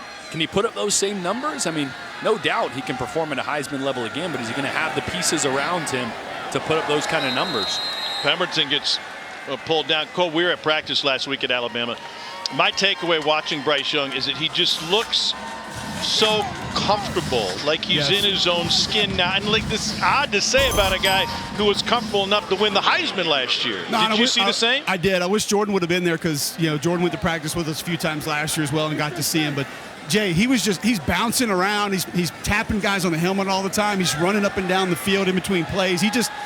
he has really taken on that leadership role, in my opinion, and I understand it was a little bit difficult for him last year, first time as a starter, but I think he's gone way above and beyond as sort of anticipating that role, accepting that role, and really flourishing in that role now for that Alabama football team. Well, it's not necessarily his personality, right? To be extremely outgoing, to get on guys, to be rah-rah at times. He's a very mild-mannered, amazing kid, and so he's learning how to adapt leadership, right? How do you motivate certain guys? You have to be a little bit more demonstrative and direct with certain guys, and other guys you can be a little more laissez-faire. I mean, the leadership of the quarterback position is so important, and it's an evolution. You don't start out knowing how to do it, and it continues to grow as you evolve, so love to hear that. You talk about the weapons, though. I agree, and listen, the receiving corps at Alabama, there was going to come a year when it just wasn't better or the same that it was the previous year, and start with Julio Jones, Amari Cooper. It's kind of like, all right, it's not going to get any better. And it's like, wow, here comes Jerry Jeudy. Here comes Henry Ruggs. Here comes Jalen Waddle. It's Devonta Smith wins a Heisman. It felt like it just kept, snowballing and escalating. But this will be the year that maybe it's a little bit different. But I think Jahmyr Gibbs might be the most dangerous back out of the backfield that Nick Saban's had. I think we'll see more two-back. And I think that offensive line, if Eric Wolford, former Kentucky and South Carolina offensive line coach, has done the job that it sounds like he has in the spring and through fall camp, if J.C. Latham comes around at right tackle, Tyler Steen from Vanderbilt fills in at left tackle, they might be a very different offense, even though he doesn't have the same kind of weapons that he had last season. Ball State, after picking up the first down, trying to run with it against the Tennessee offense, 5.5 minutes to play. Those are some very productive wide receivers that they had to replace, and we saw what happened in the national championship game when guys didn't step into that void. Yeah, and there was only one dynamic receiver at a time, right? I mean, you needed the other, and that's the question mark. I think Jermaine Burton's going to fit right in. Burton's going to be a star for Alabama. Who's that number 2 guy going to be? JoJo Earle's out 6 to 8 weeks with an injury. Tyler Harrell transfers in from Louisville. He's dynamic, but straight speed guy. They're also missing Cameron Latu on Saturday night. They're tied in. Trayshawn Holden and Ja'Cory Brooks are guys that are veterans that are going to play a role. But who's going to be that number 2 dynamic player? Kind of like we were talking about here at Tennessee. Third down so far tonight. Ball State 5 of 12 on third down.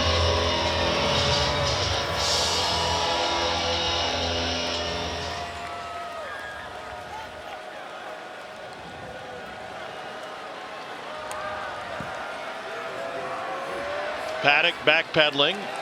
It's a little bit behind his running back Pemberton that time. Ball State had one really good drive, the lone drive they scored on, but you look at their numbers overall, they're averaging better than 5 yards a play. Yeah, I think they're going to watch this film, and I think Kevin Lynch and Mike New are going to be really pleased with some of the things that John Paddock did. Here's Lucas Barrow, the ice cream sandwich loving Aussie. Actually asked him yesterday when the last time he had one. He said it's been a week or 2. So unacceptable. Agreed. Squirrel White is back to receive. Timeout. Do they have squirrels in Australia? The second of the half. Tennessee uses a timeout. Looked like White was late to get out there. Well, here's what's next for Tennessee. They've got a Pitt team that is in action right now and tied with West Virginia over on ESPN.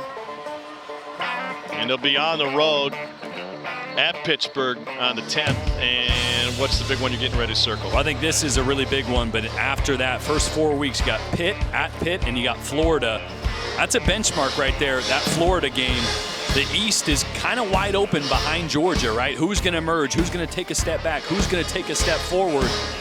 We're going to learn a lot about both those teams in a few weeks. It must mean a lot if you circled it and you underlined it. Yeah. You know, it's like when you underline and bold something in a Word document, you mean business.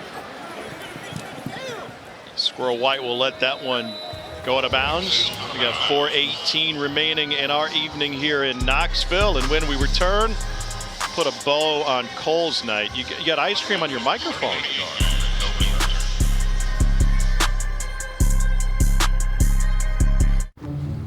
The wise owl said it would take 3 licks to finish a Tootsie Pop, and it only takes 2.5 bites for Cole Cubelic to finish an ice cream sandwich. Go along for a ride on the night of Cole Cubelic's experiences here on Rocky Top. He's been signing autographs. The wide-eyed kids wondering exactly who that man is and why he's putting a number. He's a grown man that's putting a number on an autograph. It's interesting. Cole told us that he couldn't remember truly the last time he was signing autographs, and good or bad, we've got one of his former teammates in the studio this season, and after that fumble, look at Takeo Spikes saying, no, Cole, he sent the picture of you guys signing autographs back in your Auburn days. Yeah, it was, I mean, that was Fan Day 1996, so same year of the team picture we showed. So yeah, I mean, I've probably signed 1 or 2 since then. I mean, I did play 5 years of college football after that, so. Well, that's we've got access to Takeo's phone and all of his pictures now. It's dangerous. Here's the fumble happened on the exchange. That's Taven Jackson in at quarterback, and those are the small things, right? The exchange on a zone play. Got to get that ball all the way in the running back's belly. It's one thing to do it in practice, but in the game, you know, you're a little slower, a little faster, not quite as close as you're meaning to be. A lot of these guys, their first game time experience, are going to have little miscues like that. John Paddock has thrown it 42 times tonight, 27 of 42, a touchdown and 2 picks. An interception on the first play of the game on a flea flicker. Here's Rico Barfield. He's a St. Louis native out of DeSmet Jesuit. That's the same high school that Tennessee baseball coach Tony Vitello went to, and his dad was a longtime soccer and baseball coach at. Barfield was a great quarterback running the Wildcat along with the running back duties at DeSmet.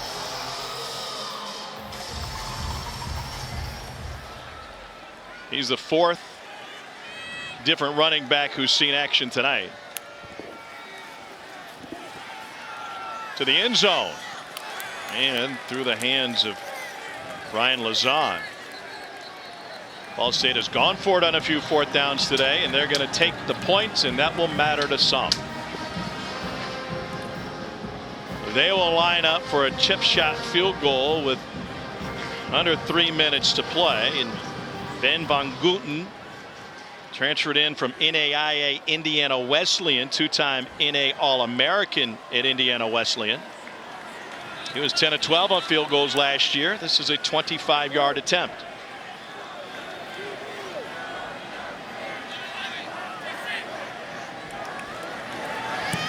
And he will punch it through.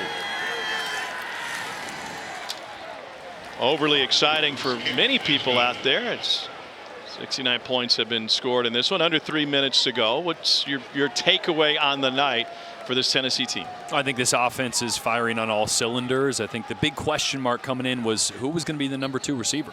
Yeah. Right. With the departure of Velus Jones, Javante Payton, their number 2, number 3 guys last year. I think Jalen Hyatt with the touchdown kind of proved that he can be that deep threat that Velus was last year. Brew McCoy had more targets as well, so he's going to be a part of the offense, but that is a crucial role to be opposite of Cedric Tillman and take some attention off. He wasted no time going to McCoy. He was targeted 5 times, 42 yards in the air. Hyatt's got a touchdown. Yeah, and the chemistry is going to evolve with McCoy. It's one thing to do it in practice, but we mentioned hasn't played a ton of football over the last couple years. So the chemistry with his quarterback, Hendon Hooker, when to break routes off, a brand new offense, he's going to develop really nicely. Don't expect him to come out here and blow it up week 1. But Jalen Hyatt's a guy that has to take the next step. He's been in this program. He's extremely explosive. His body has changed. He's put on weight. He's got to be the guy. Coaches have raved about some of the decision making he's making off the field and how that's led to him being a better player on the field. Meanwhile, at the other position, Tillman, the leading receiver tonight. He's the leading returning receiver in the SEC. That position is in good hands.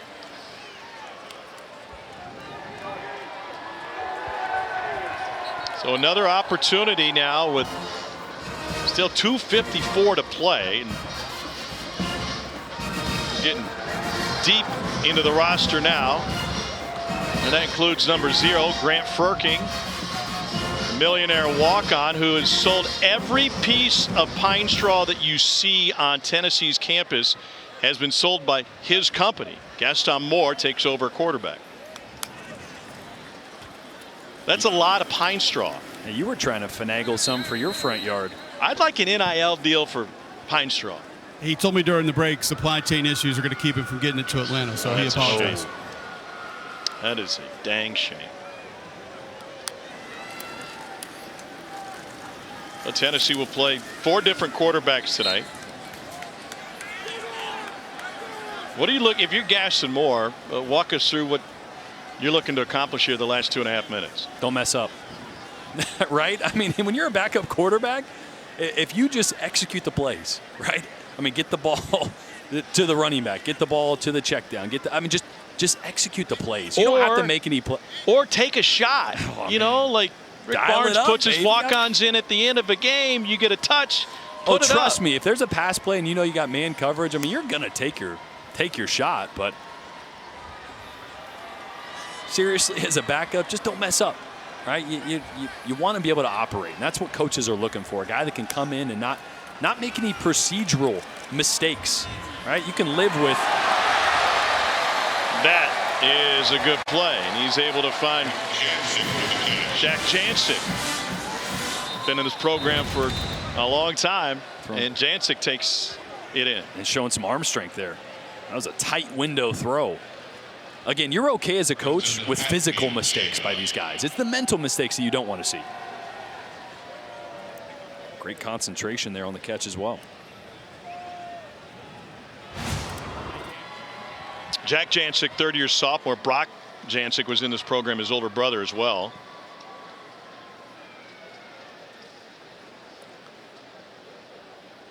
And an injured player is Trenton Hatfield for Ball State. Illinois State transfer, but a Muncie native.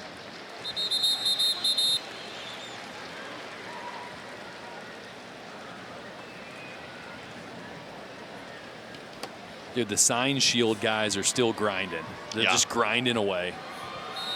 I mean, they got to have some boulders for shoulders. You know what I mean? They're just, I mean, you got to, it's like all game, just eyes, Y's, and T's. Just knocking it out. I think the only guys I've seen working harder tonight are the ball boy guys. I mean, look at the forearms. I mean, those guys, look at that. Come on now. Tom, we got to get you one of those little signs and get you a little exercise in the hotel room. Can I travel with that? Yeah, put that in it folds up. Carry-on. Travel down to Tuscaloosa for the Aggies of Utah State and Alabama. Cole made Nick Saban laugh Wednesday at practice. Hey, we got another quarterback coming in the game. This is Schuler. Yeah, Navy Schuler, the son of Heath. My call sheet is pointless right now. I mean, I got a 3 deep. I don't have an 8 deep. Patrick Wilk gets a carry.